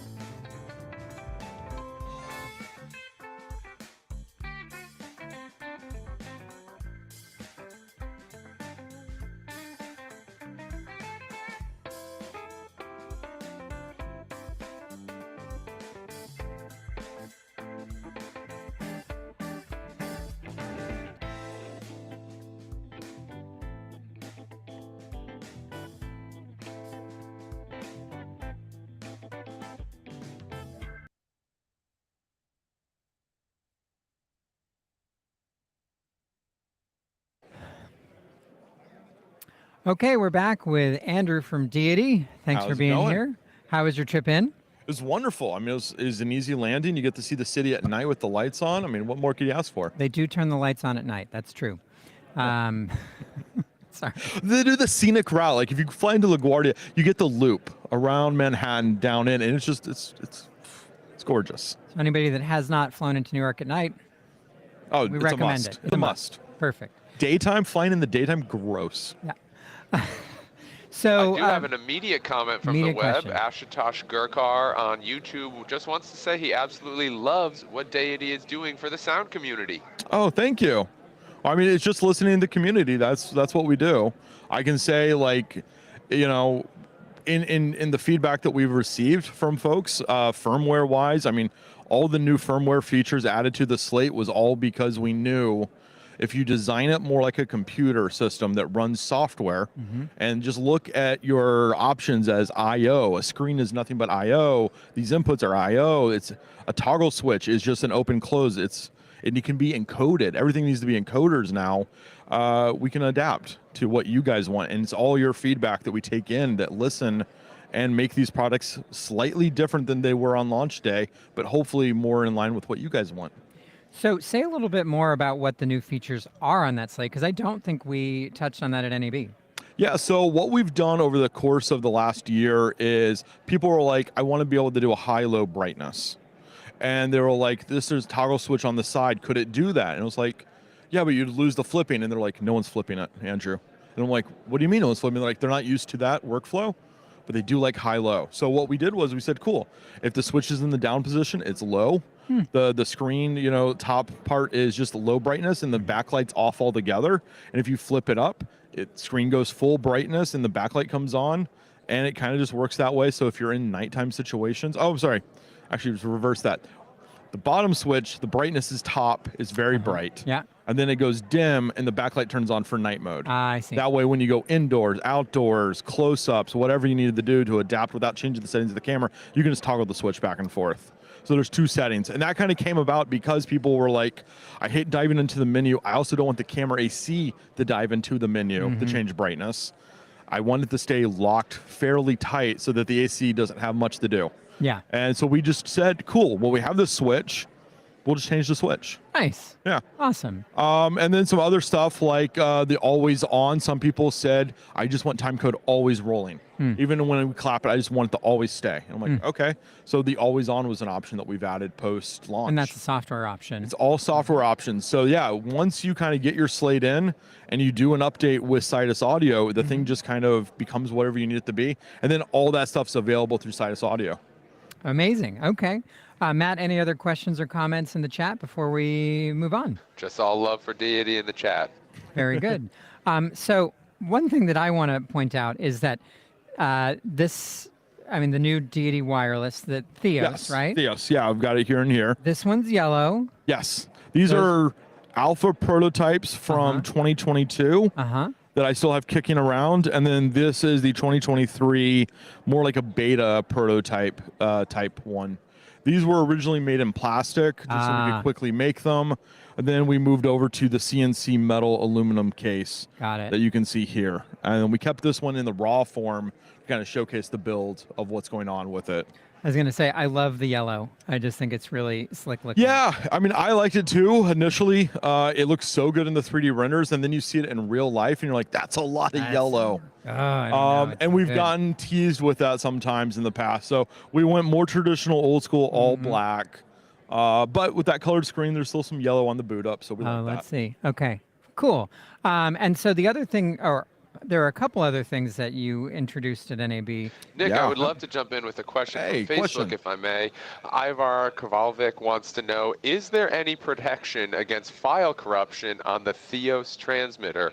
What happens if the batteries are removed while in record? What happens if the batteries run out?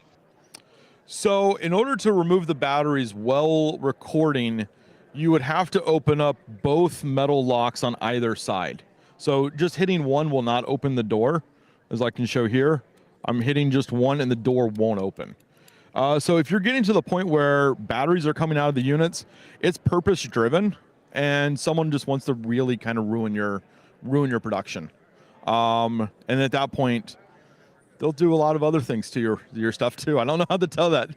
So what we've done is a double lock system here. So both have to be pressed in, opened up. Batteries then have to be ejected. So we've got a pretty secure lock on the actual system to prevent all that from the beginning. In terms of file protection corruption, it's a WAV file. You would just need to close out the file, much like the last system. And there's some programs online that are free that do that kind of stuff. Yeah, we've been doing that since Metacorder. That was a long time ago. Yeah. And usually it's just recorded, but the WAV file wasn't closed up. Mm-hmm. And then once you close it up, it usually brings everything right back. 2 more from the web. Adam Hesht on YouTube just wants to say, hey, Andrew, he loves your slate and used to get a good rental from his friend until the friend bought his own. So that's a bummer for him.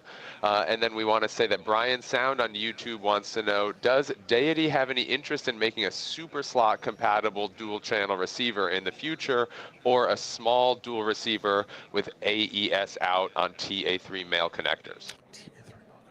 The answer is yes and no.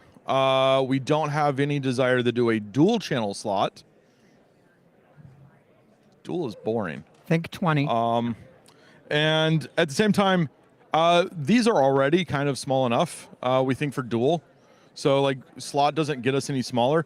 And then in terms of like bag use, because of stuff like Sidus Audio, and I'm being able to monitor my VU meters on a being able to monitor my audio levels here in the app, I could mount up like a cheap iPhone or a cheap Android phone on my bag, and I can get all my VU meters for all my wireless facing me, even though the screen of the actual device is buried in the bag. So through wireless Bluetooth monitoring of our apps, we can get that top-down look through multiple wirelesses all rigged up in a bag in a very tight pattern. And I don't actually need to have all those little individual screens. I can just have one screen.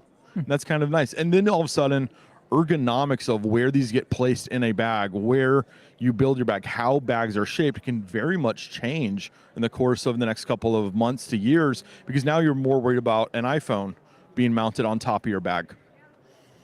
Great. And what about the question about AES output? Is that a... AES output, we're working on it. We have some stuff with AES. We also bought some Dante dev kits, and we have some other things coming that are beyond the concept of just dual channel.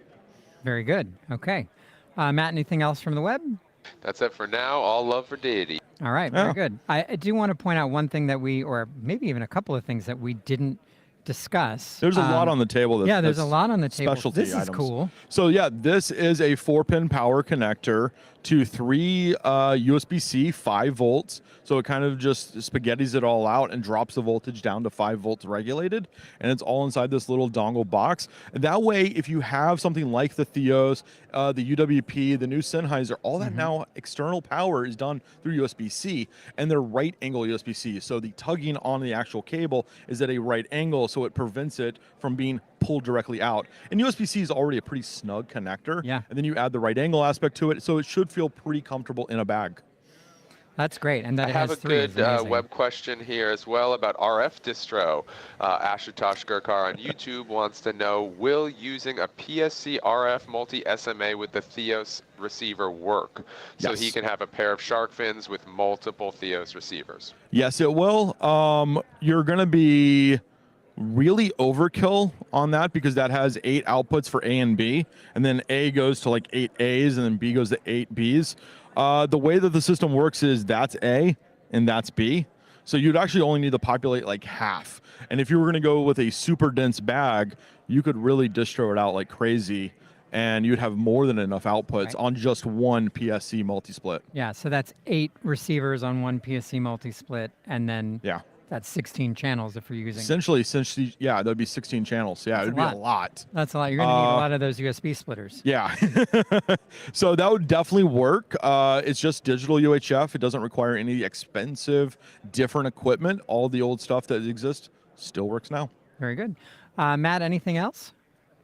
That's it from the web. Great. I would really quick want to highlight this thing, because this is a great little tool. Just tell us about this real fast. This is a ground loop isolator. So it's an inline isolator. So if you have any kind of hums from your DC power, this will lift it out, and you just add it into whatever system you have. we found things like this to be really helpful on camera. Oh yeah. Yeah. Camera or IFB transmitters or hops or anything that you're running on multiple battery sources that aren't meant to be typically run. Battery eliminators sometimes will give you a hum. This will lift that ground hum for your battery eliminator. Very cool. Andrew, thank you so much for being with us. Well, thanks to have great. me. We love what you're doing for the sound community. And it sounds like you can contact Andrew with advice and improvements for software. Absolutely. We're going to go to lunch. Peace, guys. So we're going to go to lunch. We'll be back with Wisycom after a quick break. Stay tuned.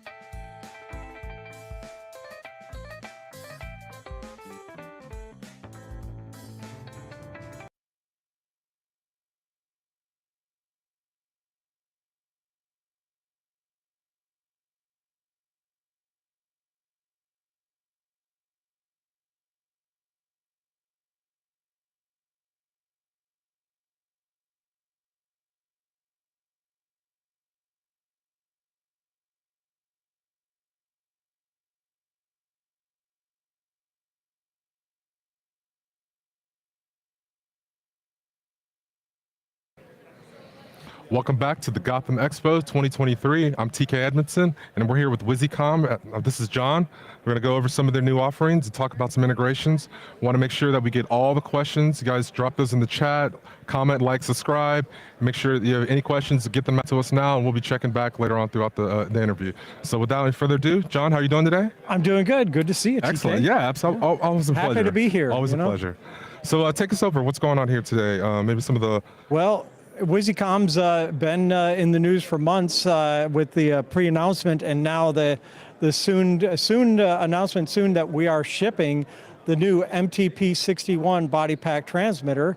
The MTP61 is our lightest, smallest multi-band transmitter ever produced, with ability to transmit from 470 to 960 meg, no blocks, no restrictions where you go. When you have Wisycom, your wireless works everywhere.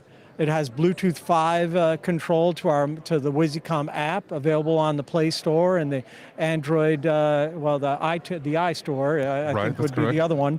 And you can control every feature on the MTP61 as you can on the MTP60 body pack transmitter and our other devices.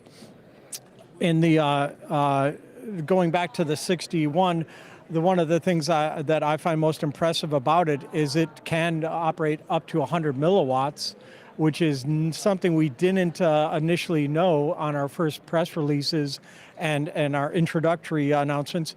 So the 61 can operate over 7 hours at 100 milliwatts of output power. Now, as many of the Wisycom users know, they never have to go to 100 milliwatts because our lower power settings generally work farther than our competitors at their high power settings. It's a little bit of magic, but we call it engineering the Wisycom way. The transmitter does operate on a very commonly available Cameron Sino rechargeable battery. That battery is inside the transmitter, but I can only do so much with one hand. This is the LBP61 battery, and we talked about 100 milliwatts, the battery lasting 7 hours. But if you operate at a lower power setting, you can have up to 16 hours of operation on the MTP61 at a lower output setting. The MTP61 also can operate in linear mode, which means in linear mode, our Wisycom wireless can work in quite a few signals in a small amount of spectrum. The magic involved there is that we are actually sending a second transit signal in the output stage of the transmitter out of phase with the primary signal. That knocks down all the harmonics and spurs of that primary signal, and therefore we're able to pack transmitters together at 200 kc spacing. That allows you to put a lot of wireless in a small space. And when you're operating in New York City, Philadelphia, Atlanta, Chicago, Los Angeles, any major metropolitan area where the spectrum's limited, a linear mode transmitter like the Wisycom 60 or Wisycom 61 is going to be the key to you having a successful production. Absolutely, yeah. It's a great feature to be able to have to defer to. So if you want to, I'm going to go ahead and jump in here since we already have a bunch of questions. All right, here we go. Questions, bring them on. First question from Stereo Thrilla. He's asking if Wizy will have a LEMO antenna to B&C cable to allow an upgraded antenna for IFB transmission with the 40s, 41s, 60s, 61s. And that's a LEMO 1 connector.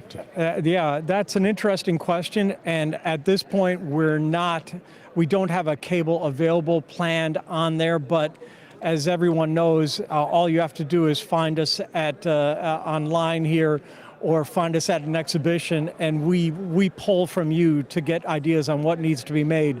So an adapter cable to do that is something I think perhaps one of our value-added dealers can provide a prototype, and we'd consider the ability to manufacture that in the future. The challenge about making adapter cables always is at the connection. What cable are we using to what connector? A LEMO is only going to support a very small diameter cable, and that means our BNC or other connector at the other end has to match that cable diameter at the strain relief and at the contact point in the casing of the connector. So with the right planning and thinking things out, I think that's possible. It's not in our plans, but look to one of our value-added resellers to perhaps make that for you. Or if you can talk to us about your application in an email, we at sales.us@wisycom.com, we can see about making that and getting that some ideas of that thought out by our factory engineers. Excellent. Do we have any further questions? We have some more. Matt Thomas wrote in asking if there will be a Mac version for the Wisycom Manager in the future. I've never heard that question before. First time for me. Yeah, currently Wizy Manager is being rewritten in the MAUI protocol, and that's going to allow us to release Wizy Manager on multiple platforms. It's part of the releases of the Wisycom app are modules that we're testing out for that version. So the accurate answer is it's in development. It is happening. But as we release the updates to the app right now controls Wizy Symphony receivers, the MCR 54 and 54 dual, the MTP 61, MTP 60 transmitters, and the BFL fiber interface. And soon the next product we're releasing is the MRK 16 Bluetooth app control of that device. It's all part of a mad plan. There's method to the madness. It's coming. Matt, it's not here yet, but okay, it is coming. In the pipeline. You've heard that before, though. I mean, sorry. You know. Sorry. So Lauren, what's the next question? That's then I speak Canadian. Sorry. We do have another question from Microphone. He's asking, when will the LBC61 launch and how much will it cost? Yeah, that's Mr. Microphone to you, okay? Mr. Microphone, the LBC61 charger is shipping with the MTP61 in June. We may see a 1 week or 2 week lag in quantities on that, but it is shipping with the transmitter. There will not be a prolonged delay on that. The list price of the charger is $595. All right. How much would you pay for that? Don't answer yet, because if you act now, we'll include the power supply so you can use the charger as a charger. Oh my God. Okay. Boom, boom. Next question, please. That is currently all the questions we have. Okay, breaking news as we're coming on the air. 50 million Americans in the eyes of storms across the central U.S. That's David Muir. Okay, World News Tonight, they are a customer. Okay, so let's pull up the charger a bit, and I want to point out a couple things. The LBC charger, one of the more interesting ways to show the products is to look at the back end. And on the back end, you can see there is an external power connector, a locking coaxial connector for the power. And then we have dual LTC ports to sync jam sync time code through the charger into your transmitters. We also have a RJ45 connector for network control on the Wisycom Manager. It's not so much control as monitoring the charger over Wisycom Manager. And then you have two USB-C connectors so that you can download audio files that are on the transmitters.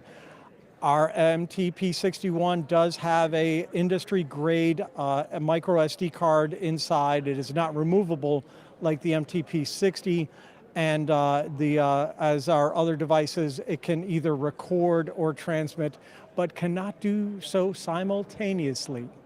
And then the last connector on there is, well, that's a USB-C. There we are. The LBC charger does charge, is a fast charger. It charges batteries inside the transmitter or batteries separately under 4 hours. And the chargers can be daisy chained. That's why we have two connectors for the LTC time code and the USB-C. You can daisy chain these together. And as someone pointed out, there are holes in the mounting plate so that the charger can be secured to the surface of a device so it doesn't slide off. Nice. So if you don't want to use hook and loop, you have another option in terms of securing this. So quickly before we wrap up, take us over our fiber box here. Yeah, the BFL is we are getting the first shipment. They're on the way to us right now. The BFL RF over fiber interface, available transmit receive in a pair, list price of $19.90 with the power supply included. It is a ROSI input 12-volt supply, but you do get a plug-in wall supply with the BFL. You will get a Bluetooth antenna with each unit. It does have Bluetooth control through the Wisycom app. And this is a tool that you should have in your kit. No more running cable, coax cable for RF coverage in remote areas. Use a BFL pair. You're going to love it. It's going to go farther. You won't have any loss. You have filtering in the BFL. This is the box everyone should have in their kit. Absolutely. And then before we wrapped up, we just want to touch on. Got to wrap up. Absolutely. Thank you. All right. So, John, it's been great. Thank you so much for your time. Great. Can I come back for more Absolutely. later? We'll have to figure out another time, but we'll let the audience know then. Wisycom, Wisycom in 3D, in 3D. I don't have anything. You're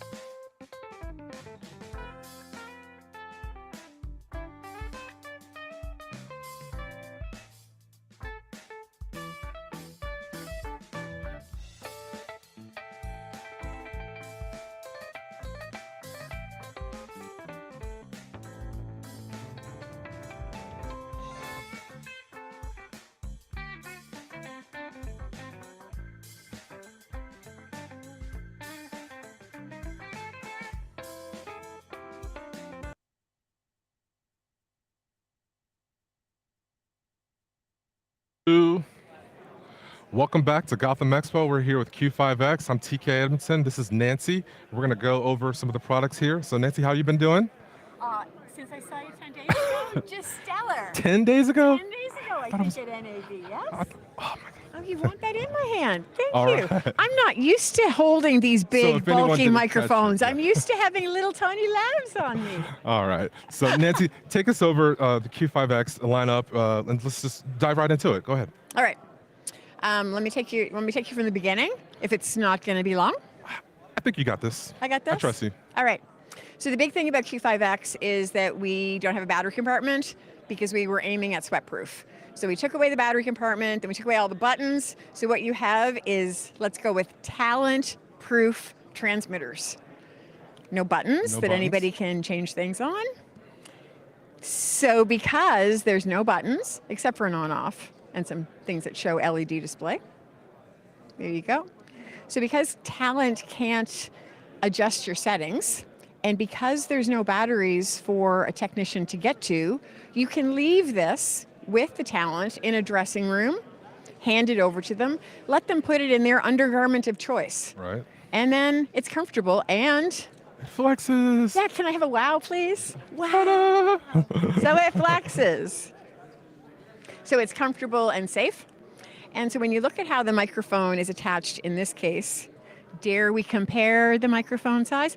When you see how the microphone is connected here, it's by a 1-pin LEMO. And here we've got a twin plex from Shure on a connector that Shure just started supplying. If you've got microphones you want to connect, Q5X can either re-terminate your microphone that you already have or re-terminate the player mic to suit the microphone stock that you have in inventory. Nice. So you have both Your choice. options available depending on how you want to work. Okay, excellent. And then take us over the mic commander real fast, and then our Aqua mics. Yes. So the mic commander, because we have no buttons to control any of the functionality on the transmitter, they have to be controlled by something. So this is the mic commander. It operates at 150 feet. So no need to take the remote control up close to someone's body or up to the transmitter for a ping. It happens at quite a distance. Yeah, no, so these are great. I quite love them. You can operate up to 32 channels on one mic commander, but it's required. Because our digital line is compatible with Shure Axient, people often ask if we can get all of the control through the Axient receiver, whether it's the mobile or the rack, and you can't. A good amount of it you can, but you still need this remote control. Right, but important it's distinction. It's a really important functionality for using it with talent because they can set it up themselves and then the technician can control the functionality. Right. We just did something in Atlanta with Turner, and we 2-player mics in the bag or in the uniform, mic commander ready to deploy. Super simple. Right. So sewn into a uniform if you have that. So in the case of women's sports, they come with their own pre-installed, often place-to-place a transmitter. So we've gone through the player mic, we've gone through the mic commander. The last thing I'll show you is the Aqua mic. So this is a 16-hour Aqua mic, digital, Shure Axient. The connector is a 6-pin LEMO, and Duraplex comes in a 6-pin connector that is mated quite nicely with this one. And this is good. It's IP68 rated to 100 feet. Not that you're hearing anything down there, but if, certainly.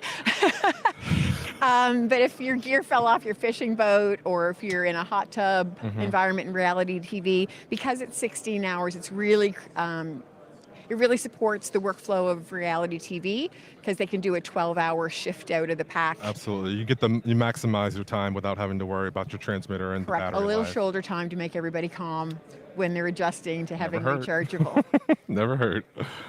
Well, I think that about wraps it up. Do we have any questions in the chat that we want to fill for Nancy? No questions at the moment, just a lot of love for Nancy and for the Flex. Lovely, Yippee! So, Loving that. Well, if we don't have any questions, Nancy, I want to take the time Can I give you one more thing, TK? Oh, absolutely. So I always thought it was just going to be an LA thing, but it happened here already 3 times today. I've had people say, but I don't work with athletes.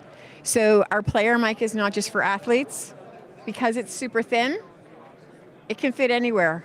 If you want to increase your wardrobe on a woman, super, super thin. Can you see on my side? Watch what I can do. And it's gone.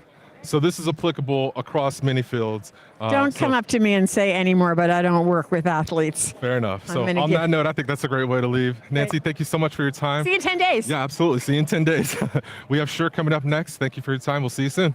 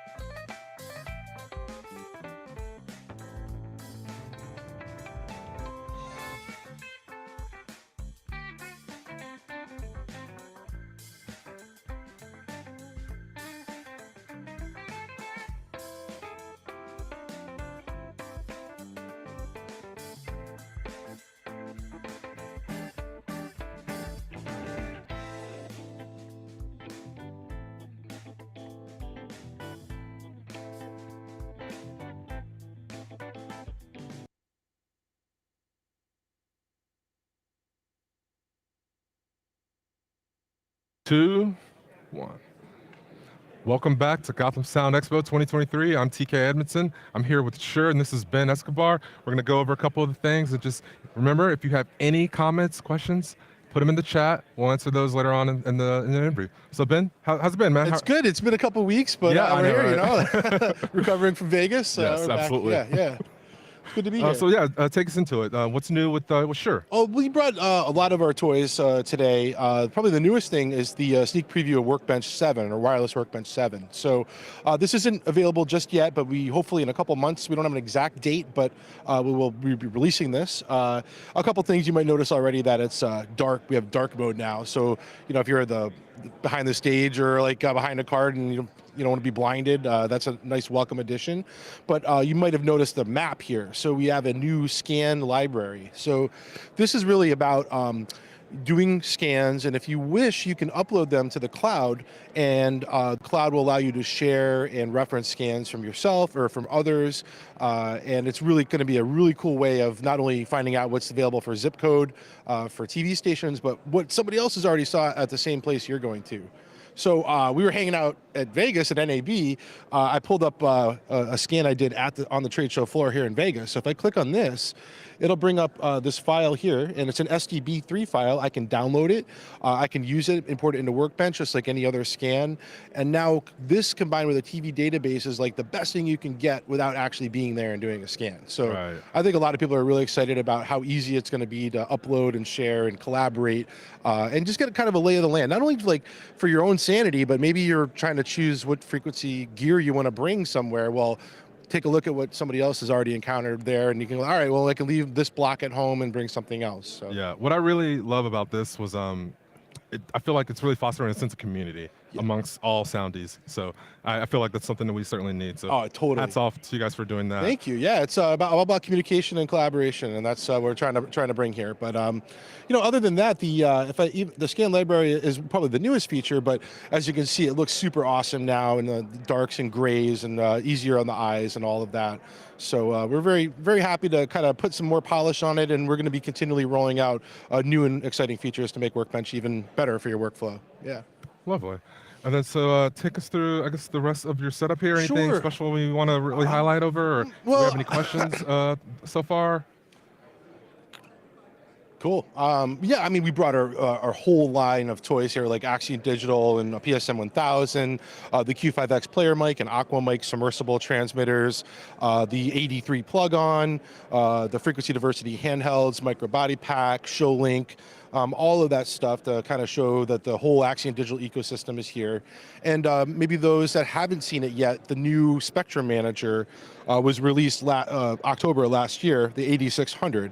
And that is a new kind of brains of doing scans on the fly, backup frequencies, automatic frequency changes on the fly. Those type of things are all facilitated with this box.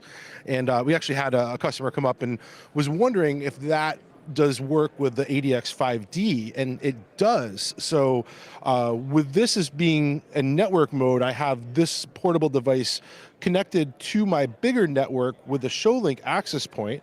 And then when I do a scan, even without Wireless Workbench connected, I can just say, hey, coordinate all my stuff, not only the rack, but wirelessly what may be in your bag. So I can hit one button and just do the whole thing and be done with it. Yeah. Lovely. That's pretty slick. Yeah.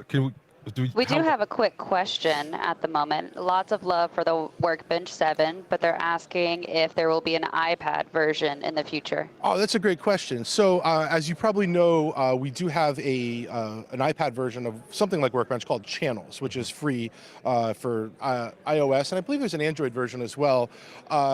People are asking, you know, maybe in the future there'll be something that has more Workbench capabilities like frequency coordination and such. Well, we're always looking at new and exciting things. So I can't comment for sure if that's going to be a thing, but we definitely been receiving that feedback because of right now, it's a great app, but it pretty much does everything short of you know, frequency coordination.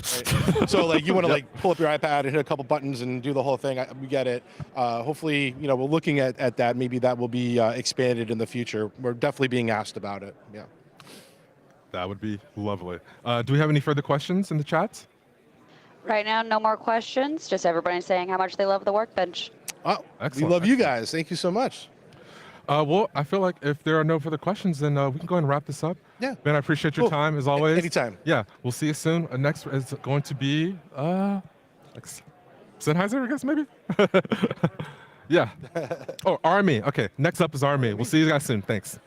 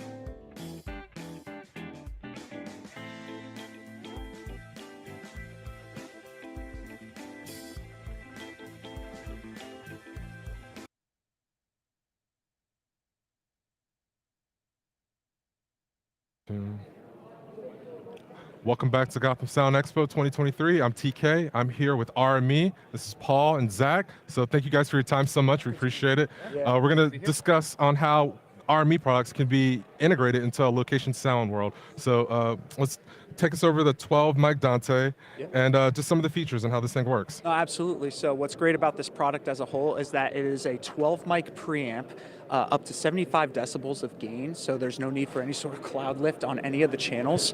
The 4 channels right at the front are actually for balanced TRS as well, but all channels have phantom power balanced across the board. But again, what it is great about it is about its digital conversion methods too. So what the point of this preamp box is that it's a digitally controlled preamp that offers 64 by 64 Dante, 128 channels of MADI, and also has ADAT capability as well. So, Paul, if you want to chime into about some of the other features about, the redundancy of this box as well, you want to? Yeah, for sure. Let me squeeze in here. So, yeah, one of the cool things about the 12 mic Dante is, as Zach mentioned, we've got lots of redundancy. So we've got redundancy for Dante, we've got redundancy for MADI, and we've also got power redundancy, which is great in the field. Yeah, if you want to swing around back there, we've got 2 ways to power the device. We've got 2 MADI ports, and we've got Dante, 2 ports of RJ45 for Dante control as well. That's right. What's unique about the Dante ports is actually that it's not using any Brooklyn 2 chips or any of those chips. It's FPGA. Okay. So, RME thought ahead of that piece where we were going through all those chip shortages, and with this release of the 12 mic Dante, running it off FPGA, we've been able to stabilize in the market ourselves with this product to actually be going out the door and having that ability to be in stock. That's awesome. Yes. I did not realize that. Thank you. Yeah, this product's been in stock since it launched about a year ago. And then talk to us about the controllability of this over Ethernet. Right, so one of the biggest pieces about this is that we mentioned digitally controllable. And with this box is that, so this is actually running Total Mix right here. Total Mix is actually more towards our Fireface interfaces. But when we work off of a GUI specific to the 12 mic Dante. So being on a location sound site, having that ability to actually look at your Dante controller feed, but actually having metering and control of the gains and all that structure is like a huge plus that you're seeing that's not really available over Dante. Correct. And at a lower latency too as well. So.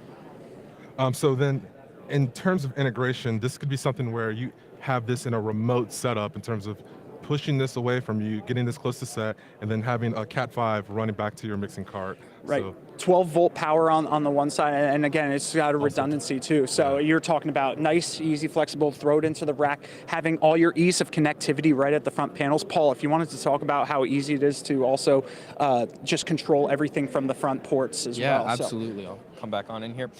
So as Zach just mentioned, you can control this thing either from the front panel directly, which is great for kind of more on-the-fly adjustments. So if you do have the 12 mic Dante on location with you, you can make all your adjustments right from there. Or if you do have it kind of more set up as a remote unit, you can control it from that web GUI with metering and faders. This way you can make more precise adjustments. Also channel grouping too as well. So able to have those channel groupings set right at the front panel or over the GUI. So. is there a router setup or ad hoc setup for that GUI? Can we pull it up? Unfortunately, we don't have it. Fair enough. I apologize. No worries. I don't want to put you on the spot. But in terms of just the way that this could be integrated in terms of a location sound setup, I think this is a beautiful tool to add to the kit. A lot of people could be thinking outside the box. I'm personally an Army user / Railfish, so Call it a Swiss Army knife of just connectivity for being out onto the site. So that's one. You got MADI options. People really don't use ADAT in our world, but still, it's like the fact that it's there. So tons of inputs and outputs. So yeah, and I'm not sure if we saw it on the back before, but on the MADI side, it is SFP and coax. Beautiful. So again, you have either the total redundancy of MADI using 64 on the coax side, and then a redundant on the SFP, or just having them both independently routable, so 128 channels. Right, so it's super flexible. That's right, yeah. So do we have any questions in the chat, anything like that? Not questions at the moment, just more love for the Maddie and Dante all being wrapped into one thing. Gotta love it, Lovely. Well, on that note, I think we can wrap it up. Paul, Zach, I appreciate your time so much. Thank you guys for coming out, man. It was a pleasure. Thanks so absolutely. much. Thank you. Next up on our stop for the Expo is going to be Zoom, and we'll see you soon. Thanks.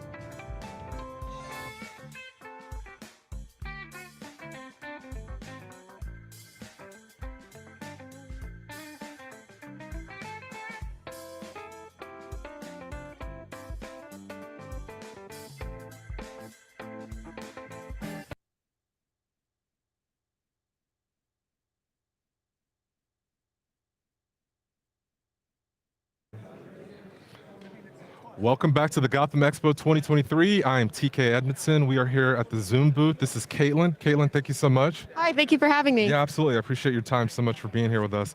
We're going to go over what Zoom has to offer and kind of how we could fit this into a location sound world. So take it away. Sure, absolutely. So first up, well, here we have all of our recorders that are in our field line, and they're all 32-bit float.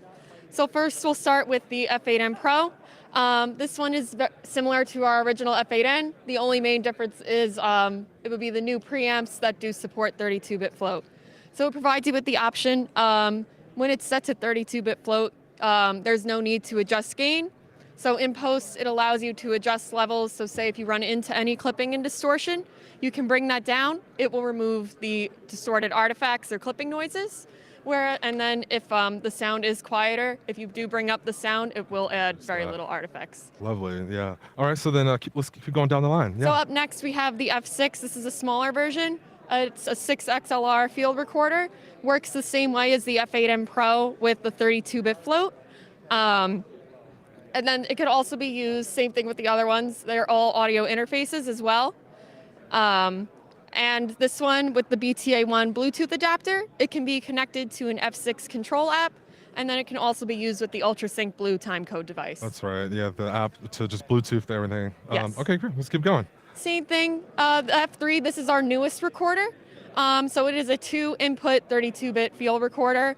As you can see, it's very small, so you could either clip it to yourself or you could tie it up to a boom pole and then just connect the 2 microphones you need. And again, since it's 32-bit float, there are no gain controls. Lovely. And body pack recorder set up here with Yes. Bluetooth? This one is the Bluetooth version. There is a Bluetooth and non-Bluetooth version. Okay. So with the Bluetooth, you can use it with either the UltraSync Blue for timecode, and then you can also use it, there is an F2 control app as well. Excellent, so if you wanted to have that utility, you have an option basically. Yes, And exactly. then the new guy.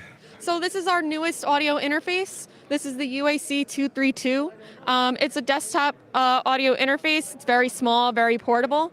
And with this unit, it can be used, its main purpose would be for 32-bit for recording in a DAW, or it can also be used for streaming.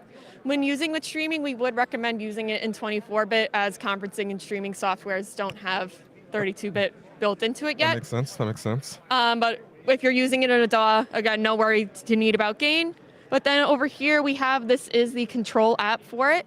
So these 2 controls here, you can adjust the levels manually. Again, if you wanted to either use it in 24-bit, or if you think your waveforms are on the quiet or loud side, you could use those to adjust levels going into the software. Nice. And then there's a direct monitor Okay, yeah. adjustment, as well as panning. And then you can use it in either a music or a streaming mode. Okay, So the so music, then- oh, I'm sorry. No, I was gonna say, then you get loopback as well. Yes. So for that streaming mode, for those who may be inquiring. Well, excellent. With that being said, do we have any questions in the chat? So music is more of a multi-track mode. This is the mode we would recommend when recording in a DAW, whether if you're recording a song or doing a podcast. Where streaming, we would recommend using with the live streaming software such as OBS, Zoom conferencing, anything like that, because it routes everything just through the 2 inputs, including the loopback feature. Lovely. So then this is obviously USB powered, bus powered, this device as well. Yes. Are there any hiccups with any other dongle uses if you wanted to run it to a more expanded system, anything like that? So if you wanted to use this with an iPhone, it cannot run off of lightning power when you're using it with the dongle there, so you would have to plug it into an additional USB power, as there's a second port back here for that. Lovely. And then We do have a question right now asking if further Bluetooth compatibility will work with Technical or Deity. As of right now, I don't have that information available. The only device we have confirmed would be the UltraSync Blue. Okay, yeah, which we knew about. Okay, any further questions? No other questions, just a lot of love for the 32-bit float. Love it.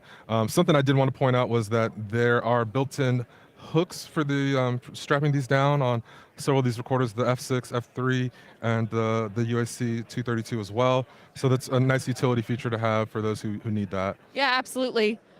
This one's very nice because you could even wear it on your wrist. I've seen that promo. Well, cool. If there's anything else that we have, any further questions in the chat as well? Nothing at the moment. Okay, excellent. Well, Caitlin, I appreciate your time. We're going to go ahead and wrap this up. Thank you so much. Thanks for having me. Yeah, absolutely. Our next booth lined up is going to be for Sennheiser, for Orca. And we'll see you guys soon. Take care.